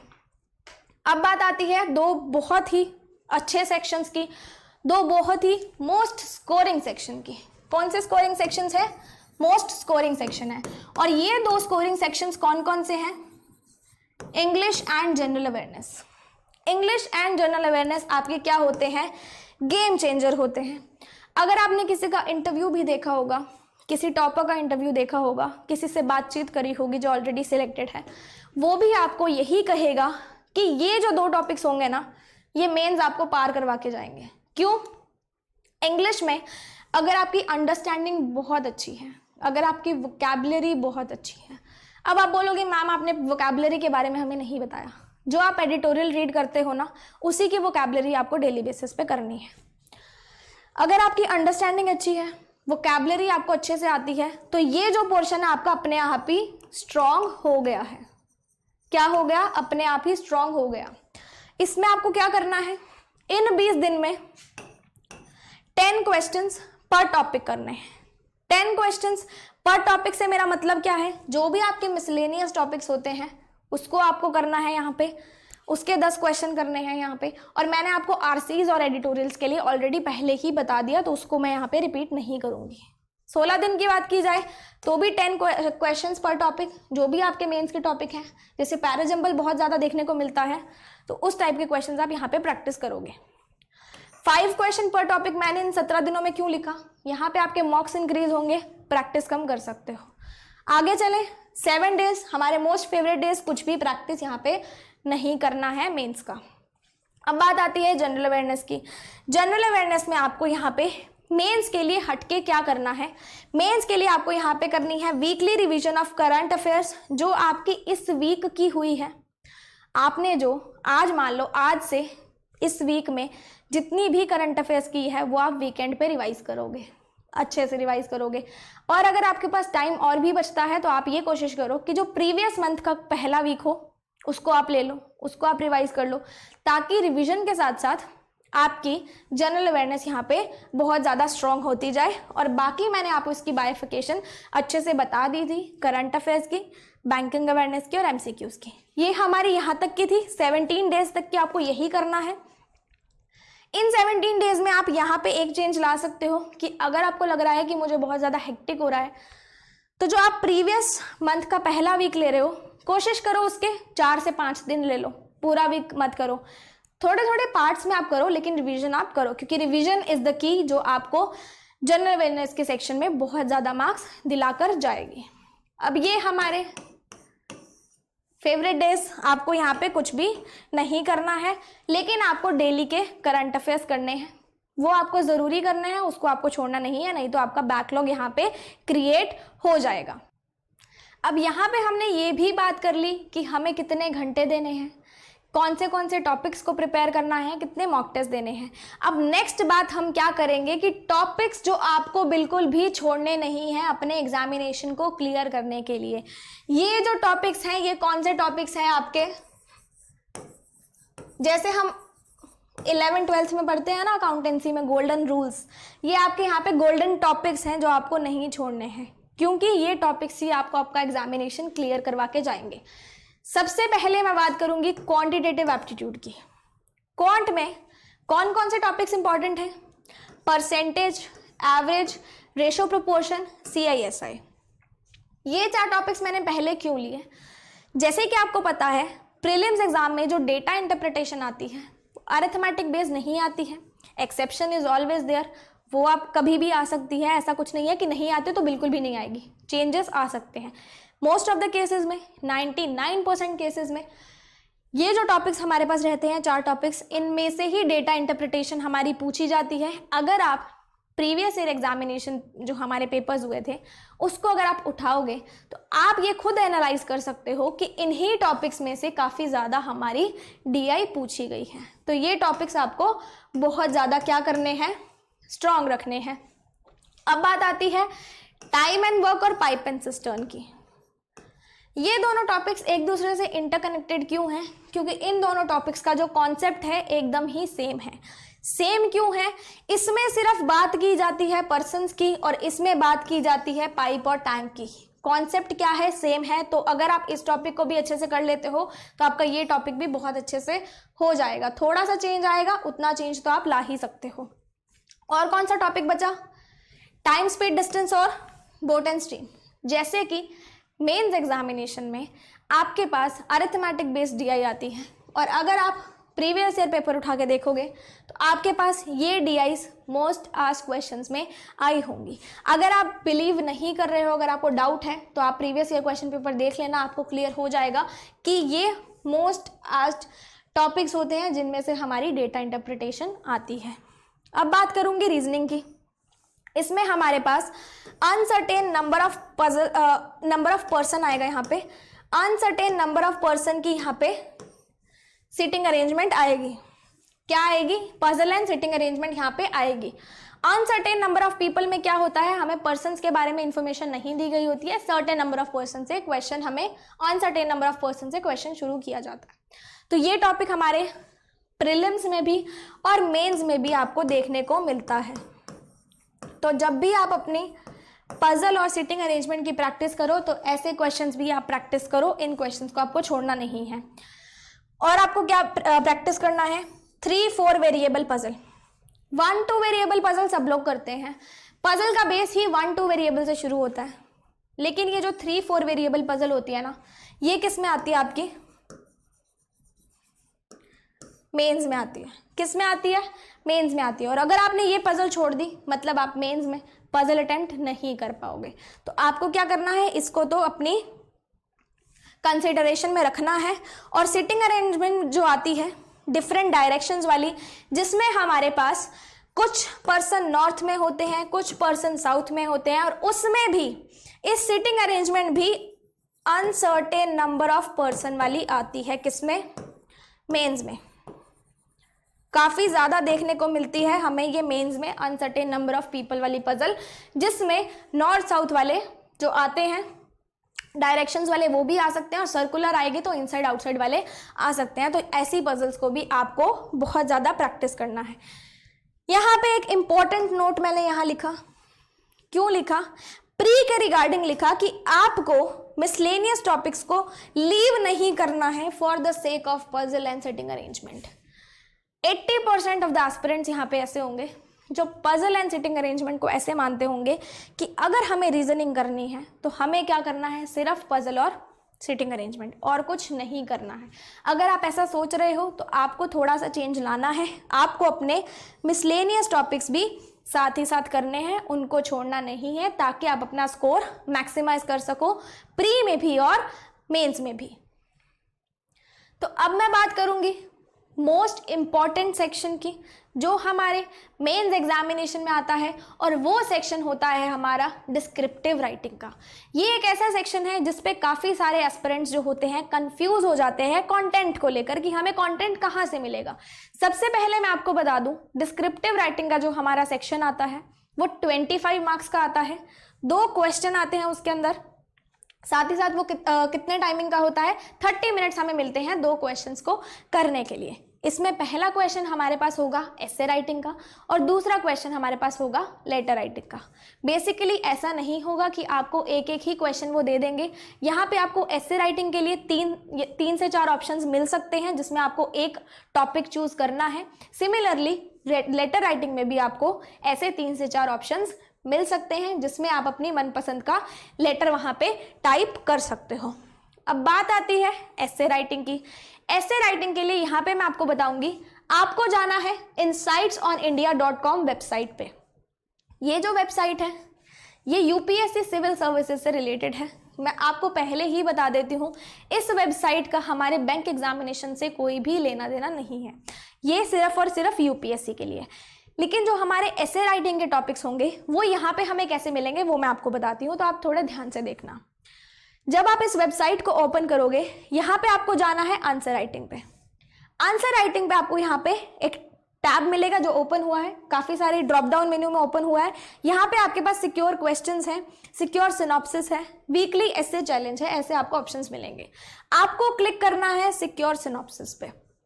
अगर आप इसके अलावा किसी पे भी क्लिक करते हो तो आपको सिर्फ और सिर्फ क्वेश्चंस मिलेंगे, आंसर्स नहीं मिलेंगे। सिर्फ और सिर्फ सिक्योर सिनॉप्सिस पे जाओगे तो क्वेश्चन प्लस आंसर्स आपको यहाँ पे मिल जाएंगे एसे राइटिंग के।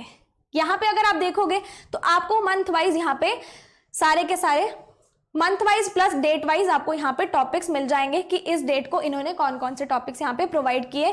तो आपके पास एक बहुत अच्छी कलेक्शन हो जाएगी जहां से आप अपने टॉपिक्स को चूज कर सकते हो। अब बात रही कि क्या हमें यहाँ पे सारे टॉपिक्स इनके प्रैक्टिस करने हैं या फिर नहीं करने। बैंक एग्जामिनेशन में क्या होता है, आपको पता है जो भी हमारे करंट इश्यूज चल रहे हैं, अगर आप करंट अफेयर्स पढ़ रहे हो तो आपको अपने आप पता चल जाएगा कि इस टाइप का टॉपिक हमारे एग्जामिनेशन में आ सकता है या फिर नहीं आ सकता। तो वो चीज को चूज करना आपका काम है, वेबसाइट को बताना था मेरा काम। लेकिन अभी आपको मैं एक एग्जाम्पल भी दूंगी। फॉर एग्जाम्पल यहाँ पे आप क्लिक करते हो सिक्योर सिनॉप्सिस 30 जुलाई 2020। यहाँ पे आपको क्या मिलेगा, 2 क्वेश्चंस मिलते हैं आपको यहाँ पे। जैसे कि पहला क्वेश्चन आप देख सकते हो, salient features of Indian society, diversity of India. इसमें क्या बोला है, language is a lifeline of civilisation.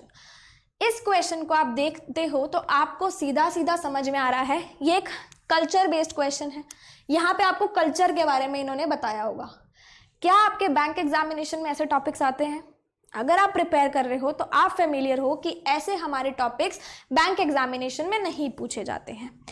यहाँ पे अगर आप और नीचे जाओगे तो आपको क्या मिलेगा, एक और टॉपिक मिलेगा। हम देखते हैं वो टॉपिक कौन सा है।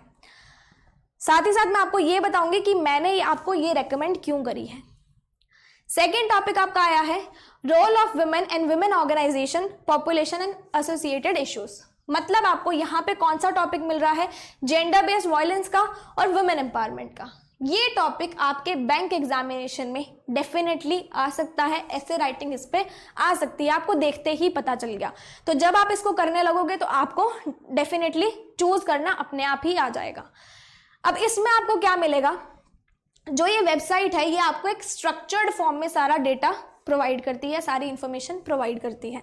स्ट्रक्चर्ड फॉर्म में कैसे, इन्होंने पहले हमें क्वेश्चन दिया, उसके आगे ये बताएंगे कि हमारे पास ये क्वेश्चन में हमें क्या इंक्लूड करना है, हमारे क्वेश्चन का स्ट्रक्चर कैसे रहना चाहिए। पहले इंट्रोडक्शन आएगी, फिर हमारे पास बॉडी आएगी एंड देन हमारे पास क्या आएगा, कंक्लूजन आएगा। ये क्वेश्चन का फॉर्मेट इन्होंने दिया। अब ये क्या करेंगे, आपको आंसर देंगे। आंसर में इन्होंने शुरू किया इंट्रोडक्शन से, फिर ये किस पे आए, बॉडी पे आए। बॉडी में इनके पास जो भी मेन सेंटेंसेस थे, मेन डेटा था, उन्होंने इसको यहाँ पे एक्सप्लेन कर दिया। अब यहाँ पे आपके पास लास्ट में आ जाएगा कंक्लूजन। अगर आप इसको देखोगे, आपको देखते हुए लग रहा होगा यहाँ पे बहुत सारा हमारे पास बहुत सारी इंफॉर्मेशन है, हमारी वर्ड लिमिट जो है एक्सीड हो जाएगी। डेफिनेटली होगी। आपको करना क्या है, आपको यहाँ से क्या करना है, सिर्फ एक आइडिया लेना है। आइडिया कैसे लेना है कि हमें अपने टॉपिक्स को, हमारे पास पहले तो कौन कौन से टॉपिक्स आ सकते हैं, फिर हमारे टॉपिक्स में हमें कौन कौन सा डेटा इंक्लूड करना है। आप इस डेटा में से चूज कर सकते हो जो आपके लिए वहाँ पे अप्रोप्रिएट हो, जो आपको वहाँ लिखने में अप्रोप्रिएट लगे, वो आपको चूज करना है। अब मान लो आपने यहाँ पे इनका ये जेंडर बेस्ड जो हमने क्वेश्चन लिया वायलेंस वाला, उसको आप खुद लिखना शुरू करो। विमेन एम्पावरमेंट पे आप खुद लिखना शुरू करो। खुद जब आप उसको लिखोगे, उसका पहले आप इंट्रोडक्शन लिखोगे, फिर आप बॉडी लिखोगे, फिर आप कंक्लूजन लिखोगे, तीनों ही चीजें आप करोगे। अपने क्वेश्चन को इस क्वेश्चन के साथ आप क्या करोगे, कंपेयर करोगे। कंपेयर कैसे करोगे कि यहाँ पे मैंने कौन कौन सा डेटा जो है वो छोड़ा, कौन कौन सा डेटा मुझे लिखना चाहिए था, उसकी इंफॉर्मेशन आपको इस क्वेश्चन से मिल जाएगी कि हाँ मैं ये पॉइंट्स भी ऐड कर सकता था या कर सकती थी, या फिर ये पॉइंट मैंने अच्छा लिखा, मेरा यहाँ से मैच हो गया, तो वो आपको एक बूस्ट भी देगा कि हाँ I am going on a right track. इस चीज को अडॉप्ट करने के लिए आपको हफ्ता भी लग सकता है। पहले दिन अगर आप करोगे आपको थोड़ी सी मुश्किल आएगी, डेफिनेटली आएगी, लेकिन आपको डीमोटिवेट नहीं होना है।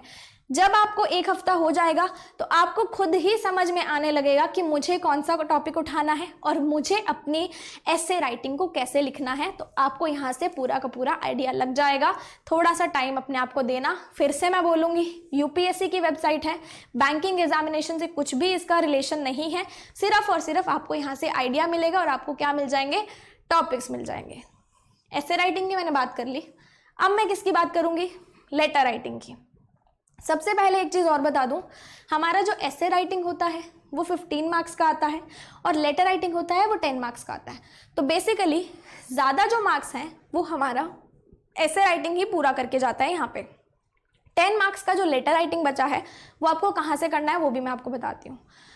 उससे पहले अगर आपने मेरी प्रीवियस वीडियो देख रखी है डिस्क्रिप्टिव राइटिंग की तो यू वुड बी फेमिलियर कि क्या आता है। अगर आपने नहीं देखी है तो मेरे ही इसी चैनल पे डिस्क्रिप्टिव की एक वीडियो मैंने अपलोड की थी जिसमें मैंने आपको लेटर राइटिंग के टाइप्स बताए थे, फॉर्मेट बताया था, सब कुछ बताया था। इवन प्रीवियस ईयर क्वेश्चंस भी मैंने आपके साथ शेयर किए थे, तो आप उस वीडियो को पहले देख सकते हो। अदरवाइज आपको डिफरेंट वेबसाइट्स पे लेटर राइटिंग के क्वेश्चंस बहुत इजीली मिल जाएंगे। काफ़ी सारी वेबसाइट है, उस वेबसाइट की बात मैं आगे आपसे और डिस्कस करूंगी कि आपको कौन सी वेबसाइट पे कैसा कंटेंट अवेलेबल हो जाएगा। ये तो बोल दे कि उधर ही देखना, इधर मत देखना, स्ट्रेट देखना। ये तो बोल दे कि करना कब कब है, कि प्री जब पहले से स्टार्ट करें प्रिपरेशन हफ्ते में 2, फिर उसके बाद इंक्रीज मेंस में कितना करना है, डिस्क्रिप्टिव कब कर लेंगे, तो बोला है।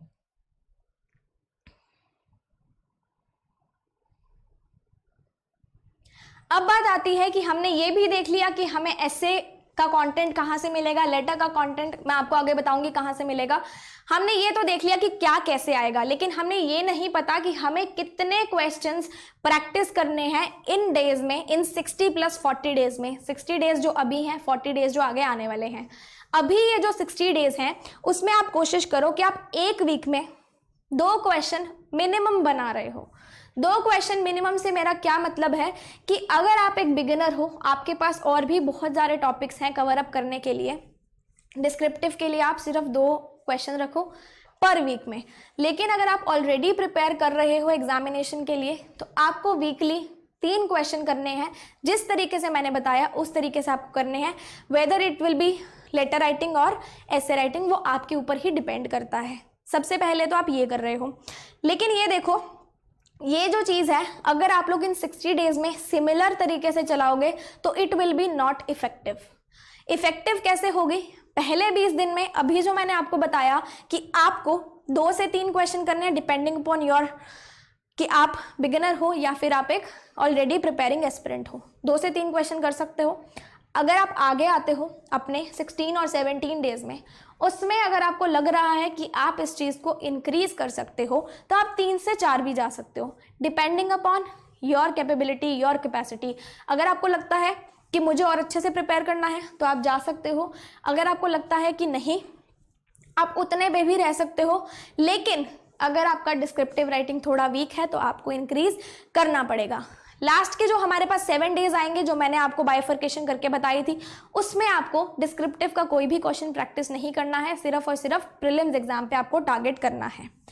अब मैं बात करूंगी मेंस एग्जामिनेशन की। मेंस एग्जामिनेशन में हमारे पास कितने दिन होंगे, 40 डेज होंगे।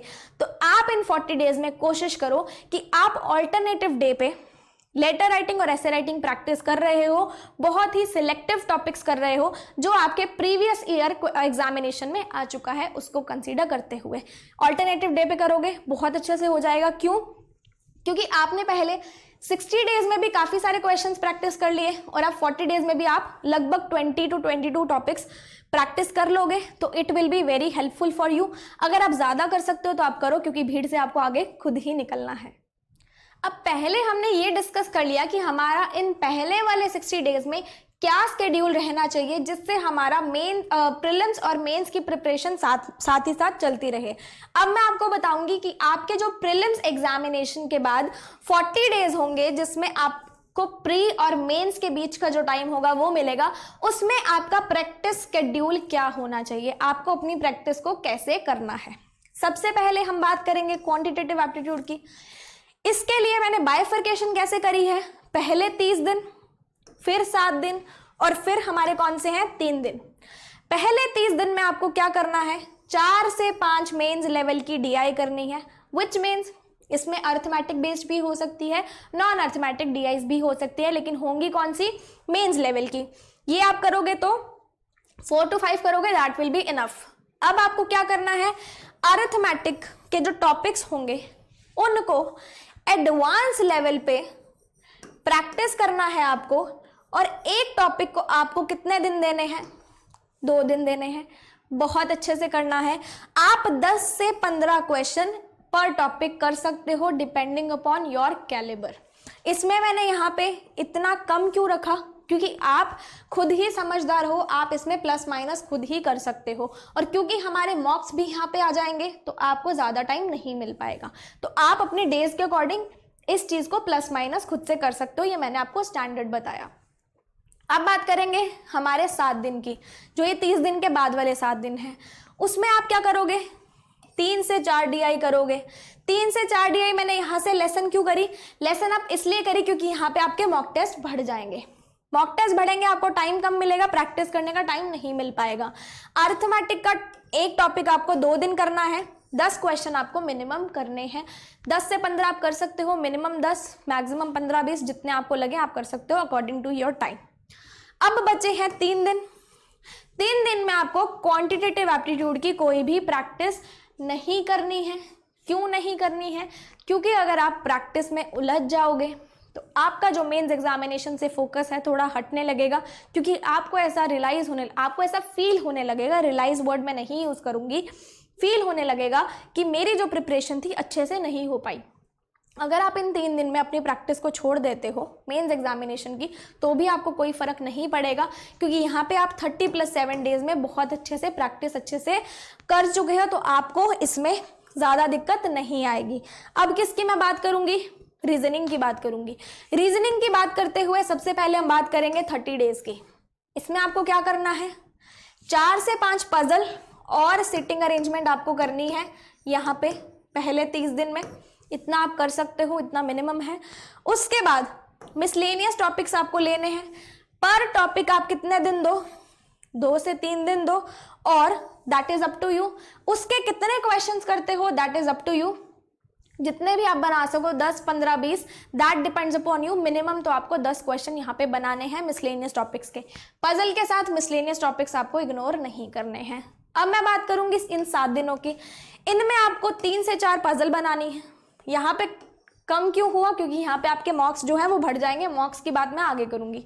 मिसलेनियस टॉपिक्स को आपको 2 से 3 दिन देने हैं। क्वेश्चंस आप यहाँ पे 10 क्वेश्चंस प्रैक्टिस कर सकते हो depending upon your capacity, plus minus आपको खुद को करना है। लास्ट के फेवरेट 3 दिन हमारे, यहाँ पे आपको कोई भी प्रैक्टिस नहीं करनी है। रीज़न मैंने आपको जैसा क्वांट में बताया वैसा ही रीजनिंग का रीज़न जो है हमारा है यहाँ पे। अब बात आती है कि हमारे सोर्सेज कौन से होंगे, हमें ऐसी कौन सी सोर्सेज है जहाँ से मटेरियल को प्रैक्टिस करना है। सोर्सेज की बात अगर मैं करूँ, यहाँ पे बहुत सारे एस्पिरेंट्स को डाउट रहता है। यहाँ पे अभी आपका डाउट क्लियर हो जाएगा। चाहे आप प्रीलिम्स एग्जाम के लिए प्रैक्टिस करो, चाहे आप मेंस एग्जाम के लिए प्रैक्टिस करो, चाहे प्रीलिम्स के लिए चाहे मेंस के लिए, आपको क्या फोकस करना है।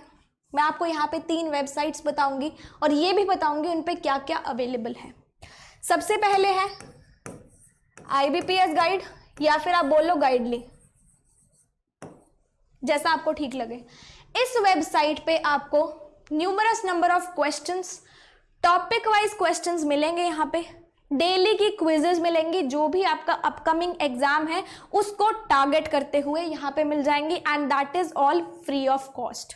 साथ ही साथ यहाँ पे जो आपको पीडीएफ्स मिलती हैं उसकी भी कंपाइलेशन मिल जाएंगी, जैसे 50 puzzle and sitting arrangement, 100 DI questions, तो आपको यहाँ पे सब डेटा इजीली अवेलेबल हो जाएगा। ये हमारी पहली वेबसाइट है, पीडीएफ्स, डेली की क्विजेस और topic wise content, IBPS guide. उसके बाद हमारी कौन सी वेबसाइट आती है, गवर्नमेंट अड्डा। गवर्नमेंट अड्डा जो वेबसाइट है, इस पे आपको टॉपिक वाइज सारे क्वेश्चन मिलेंगे, आपको पीडीएफ्स मिलेंगी जिसमें आपको न्यूमरस नंबर ऑफ क्वेश्चंस मिलेंगे, बहुत सारे क्वेश्चंस मिलेंगे, आप यहाँ से प्रैक्टिस कर सकते हो। यहाँ पे क्विजेज नहीं आ सकती हैं, सिर्फ और सिर्फ प्रैक्टिस मटेरियल मिलेगा आपको यहाँ पे। किसके लिए, प्री और मेंस दोनों के लिए। अब मैं बात करती हूँ लास्ट सोर्स की, ये है हमारा अफेयर्स क्लाउड। और ये ध्यान रखना कि यहाँ पे मैंने सिर्फ 2 ही सेक्शंस की बात की है, which is quantitative aptitude and reasoning. उसके लिए ही मैं आपको ये 3 साइट्स बता रही हूँ, क्योंकि ये जो है वो मेन होता है आपकी प्रैक्टिस के लिए। अफेयर्स क्लाउड में आपको क्या मिलेगा, यहाँ पे आपको डेली की क्विजेज मिल जाती हैं, तो आपको अगर खुद को टेस्ट करना है तो आपको अफेयर्स क्लाउड पे सारा कंटेंट मिल जाएगा। अब अगर मैं बात करूँ हाई क्वालिटी कंटेंट की, इन तीनों में से थोड़ा सा 1 2 3 रैंकिंग दे सकते हैं, लेकिन मैं ऐसा नहीं बोलूँगी कि मैं रैंकिंग दे रही हूँ। अगर आपको प्रॉपर हाई क्वालिटी कंटेंट चाहिए एग्जामिनेशन के लिए, जो आपका एग्जामिनेशन में कंटेंट आता है, तो आपको वो मिलेगा यहाँ पे। इनके जो पीडीएफ्स हैं बहुत ही ज़्यादा अच्छी हैं, आपको यहाँ पे सारा कंटेंट मिल जाएगा। एक बार आप वेबसाइट खुद से विजिट कर लेना। तो ये मैंने आपको बता दिया प्रैक्टिस के बारे में कि आपको क्वांट और रीजनिंग की प्रैक्टिस कैसे करनी है। अब लेटर राइटिंग की प्रैक्टिस भी मैंने आपको बतानी थी, तो ये 3 साइट्स हैं। यहाँ पे भी अगर आप लेटर राइटिंग के लिए सर्च करोगे, आपको क्वेश्चंस भी मिल जाएंगे और फॉर्मेट्स भी मिल जाएंगे, जिसमें आप अच्छे से लेटर राइटिंग का फॉर्मेट और क्वेश्चंस प्रैक्टिस कर सकते हो। अब आगे देखते हैं, आगे आता है इंग्लिश। इंग्लिश सेक्शन में भी हमने सेम बाइफर्केशन करी है। सबसे पहले इन 30 दिनों में हम लोग क्या करेंगे, 3 आरसी करेंगे मेंस लेवल की।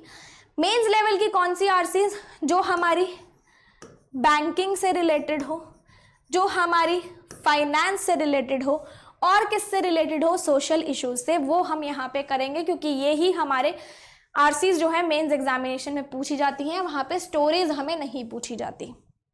और हम क्या करेंगे, डेली एडिटोरियल करेंगे। जैसे कि मैंने आपको प्री में बताया था जो हमारे 60 डेज थे, वैसे ही आपको मेंस में बताऊंगी। डेली का एडिटोरियल आपको नहीं छोड़ना है। और न्यू पैटर्न के जो मिसलेनियस क्वेश्चंस होंगे उसमें आपको पर टॉपिक को 2 दिन देने हैं। मान लो आज आप न्यू पैटर्न के कुछ पैराजम्बल्स कर रहे हो या फिर फिलअप्स वाले क्वेश्चन कर रहे हो, तो आपको इन क्वेश्चंस को 2 दिन देने हैं, और उन 2 दिनों में जितने भी आप क्वेश्चन कर सकते हो, 20 क्वेश्चन कर सकते हो, 15 कर सकते हो, वो आपको करने हैं जितने आपको सही लगे। आगे देखते हैं 7 दिन। यहाँ पे मैंने कम किया, पहले 3 थी, अब करी 2 आरसी आपको मेंस की करनी है, क्योंकि यहाँ पे आपके मार्क्स इंक्रीज हो जाएंगे। डेली का एडिटोरियल करना है, और जो न्यू पैटर्न के मिसलेनियस क्वेश्चंस है उसको भी आप सेम ही रखोगे जैसे आप पहले के 30 दिनों में कर रहे थे। अब ये हमारे 3 दिन जो फेवरेट हमारे 3 दिन रहेंगे, उसमें आपको कुछ भी प्रैक्टिस नहीं करना है। क्यों? क्योंकि यहाँ पे आपको, इसका आगे आने वाला रीज़न मैं आपको बताऊंगी, लेकिन यहाँ पे अगर आप कुछ प्रैक्टिस नहीं कर रहे हो तो आप अपने डेली की रीडिंग मत छोड़ना। जो आप डेली एडिटोरियल रीड कर रहे हो बस उसको कर लो, दैट विल बी इनफ इन 3 दिनों में। अब आगे हमारे पास एक और ये रहेगा चार्ट, जिसमें मैं आपको बताऊंगी कि आपको आवर्स कैसे डिवोट करने हैं पर सेक्शन। जनरल अवेयरनेस की जो बात होगी मैं इसी स्लाइड पे करूंगी, यही करूंगी। आप देखते जाना कि मैंने बाइफर्केशन कैसे करी।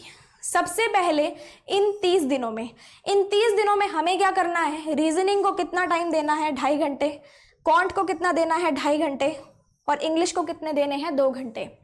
इन 7 दिनों में आप हर एक सब्जेक्ट को 2 घंटे, और इन 3 दिनों में आप यहाँ पे निल रखो, आपको कुछ भी प्रैक्टिस नहीं करना है। अब आप बोलोगे मैम जीए का तो आपने लिखा नहीं।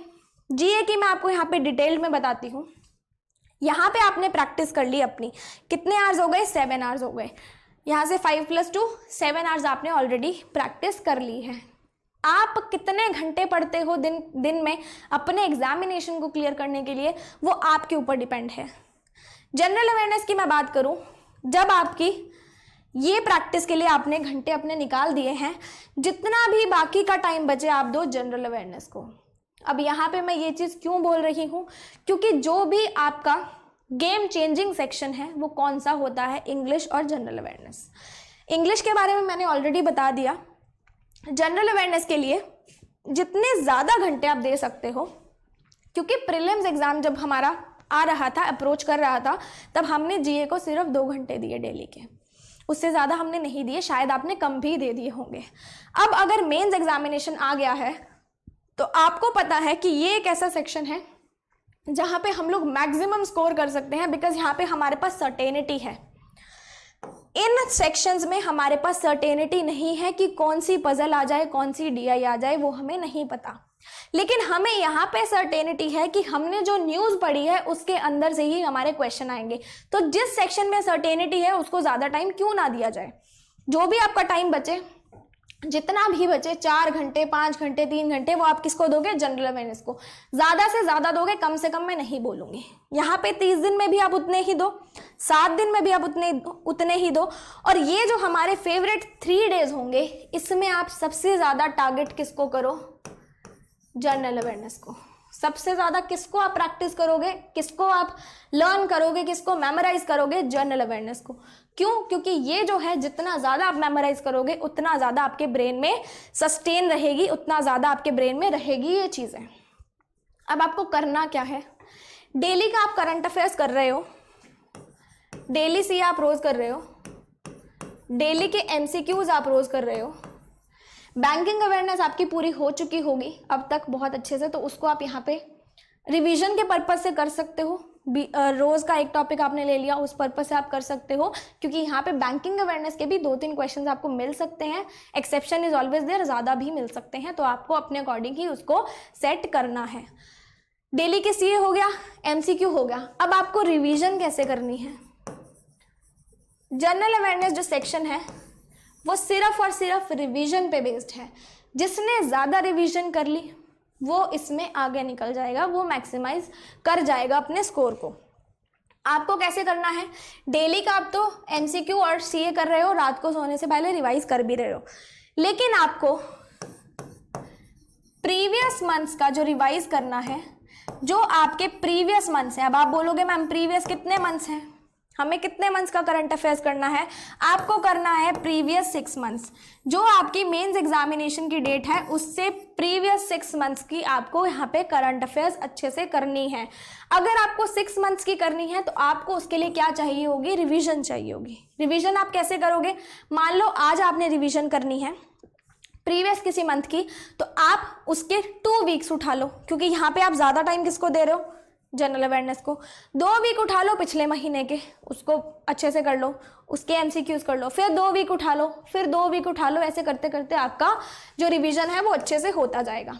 अब स्पेसिफिकली मैं इन 3 दिनों को ज़्यादा फोकस क्यों करूँगी, यहाँ पे जो आप रिवीजन करोगे वो आप जो PDFs या PPT या जो भी आप क्लासेस देखते हो उससे करते हो, लेकिन आपको यहाँ पे MCQs भी करने हैं, क्योंकि यहाँ पे आपके पास इस सेक्शन के लिए ज़्यादा टाइम है। इन 3 दिनों में आपको क्या करना है, जितनी ज़्यादा रिवीजन आप कर सकते हो, जितने ज़्यादा बार आप करंट अफेयर्स को पढ़ सकते हो उतनी बार आप पढ़ो, जितने ज़्यादा बार आप उसको मेमोराइज कर सकते हो उतनी बार आप मेमोराइज करो। प्लस आप जितनी साइट्स से MCQs लगा सकते हो, आपके पास यहाँ पे न्यूमरस साइट्स होंगी, बहुत सारी एम्पल नंबर ऑफ वेबसाइट्स होंगी जहाँ पे आपको MCQs अवेलेबल होंगे।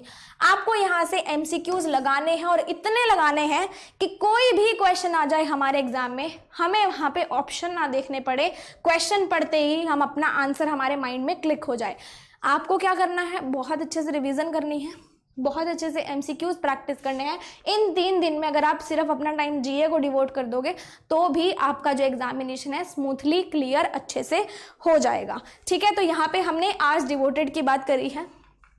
अब लास्ट बात जो हमारी बची है, that is the most important thing, mock test. हमें मॉक टेस्ट कितने देने हैं, बाइफर्केशन उसी ही हिसाब से करी है मैंने, 30 days, 7 days and 3 days. In 30 days में आपको मॉक्स कैसे करने हैं, हर 2 दिन के बाद करने हैं। मतलब आपने अगर आज मॉक दिया तो आप हर दूसरे दिन, मतलब आज एक दिन छोड़ो, फिर दूसरा दिन छोड़ो, फिर आप मॉक दो।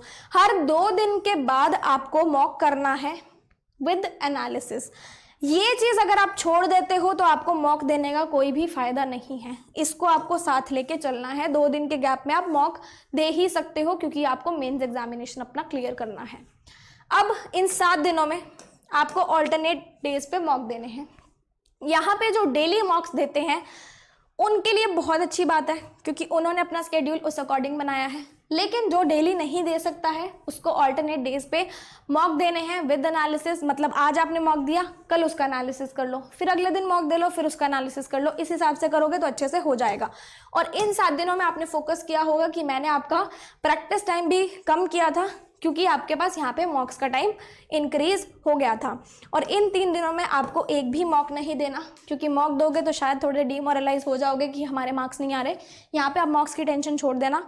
आपको मॉक्स क्या करने हैं, सिर्फ और सिर्फ 37 डेज में ही देने हैं। ये बात रही हमारे मॉक्स की। एक और ज़रूरी बात करना चाहूँगी मैं आपसे। मॉक्स सब कहते हैं कि मत दो, ज़्यादा मत दो, प्रैक्टिस ज़्यादा करो। लेकिन क्या आपने ये सोचा है कि मॉक्स अगर हम नहीं देंगे तो हमारे एग्जामिनेशन में हमारी क्या हालत होगी? प्रैक्टिकली बात कर रही हूँ, जब मैंने अपना पहला एग्जामिनेशन दिया था मैंने ज़्यादा मॉक्स नहीं दिए थे, और वहाँ पे आई वॉज लिटरली शेकिंग। मतलब मेरे हाथ पैर कांप रहे थे वहाँ पे। I was shivering very badly कि मेरे को यहाँ पे कुछ भी नहीं आ रहा। क्यों? क्योंकि मैंने मॉक्स नहीं दिए थे। मुझे रियल टाइम एग्जामिनेशन का पता ही नहीं था कि कैसे हमें अटेम्प्ट करना है मॉक को। ये गलती आप बिल्कुल भी मत करना। आप अभी से ही प्रैक्टिस करके चलो। जो गलतियाँ मैंने करी हैं वो गलतियाँ आप मत करो। मुझे शायद 1 साल लगा होगा क्लियर करने में, लगा है अप्रॉक्सीमेटली। आपको ये 1 साल ना लगे, आपका ये जो एग्जामिनेशन है इस बारे में क्लियर हो जाए। मॉक टेस्ट को आपको निगलेक्ट नहीं करना है, बिल्कुल भी नहीं करना है। अगर आपको लग रहा है कि कोई बोल रहा है कि हफ्ते में 1 मॉक दे दो मेंस का, ऐसा बिल्कुल भी मत सुनना।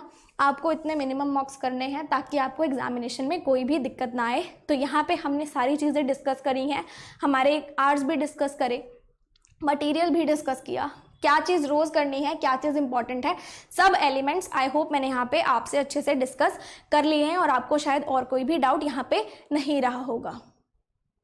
तो ये वीडियो थोड़ी ज़रूर लंबी रही होगी, लेकिन मैंने हर एक छोटी से छोटी डिटेल यहाँ पे इंक्लूड करी है आपके लिए, ताकि आपको अपने स्केड्यूल को बनाने में कोई भी दिक्कत ना आए, प्रिपरेशन करने में कोई भी आपको डिफ़िकल्टी ना आए।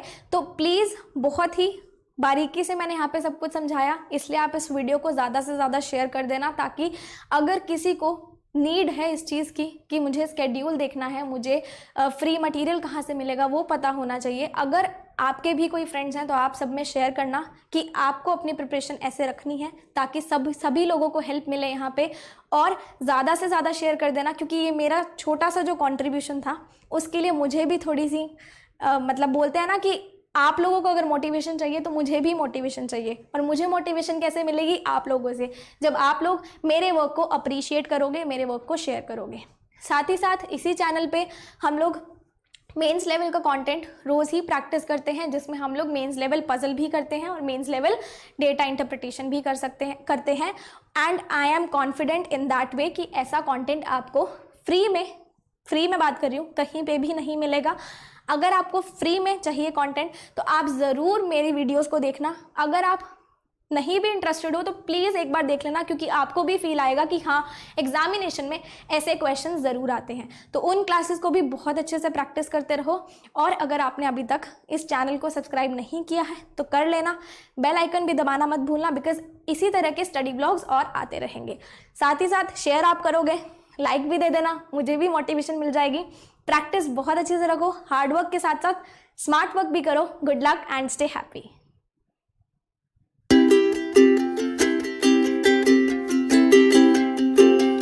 वीडियो को लाइक शेयर सब्सक्राइब कर देना यार, बहुत मेहनत लग रही है, गला भी बंद हो गया है मेरा। ब्लूपर्स में डालूंगी ये मैं। पता नहीं बोल कैसे लगता हो आप। गले की घंटी मेरी ना सूख गई है पूरी तुम्हारे चक्कर में।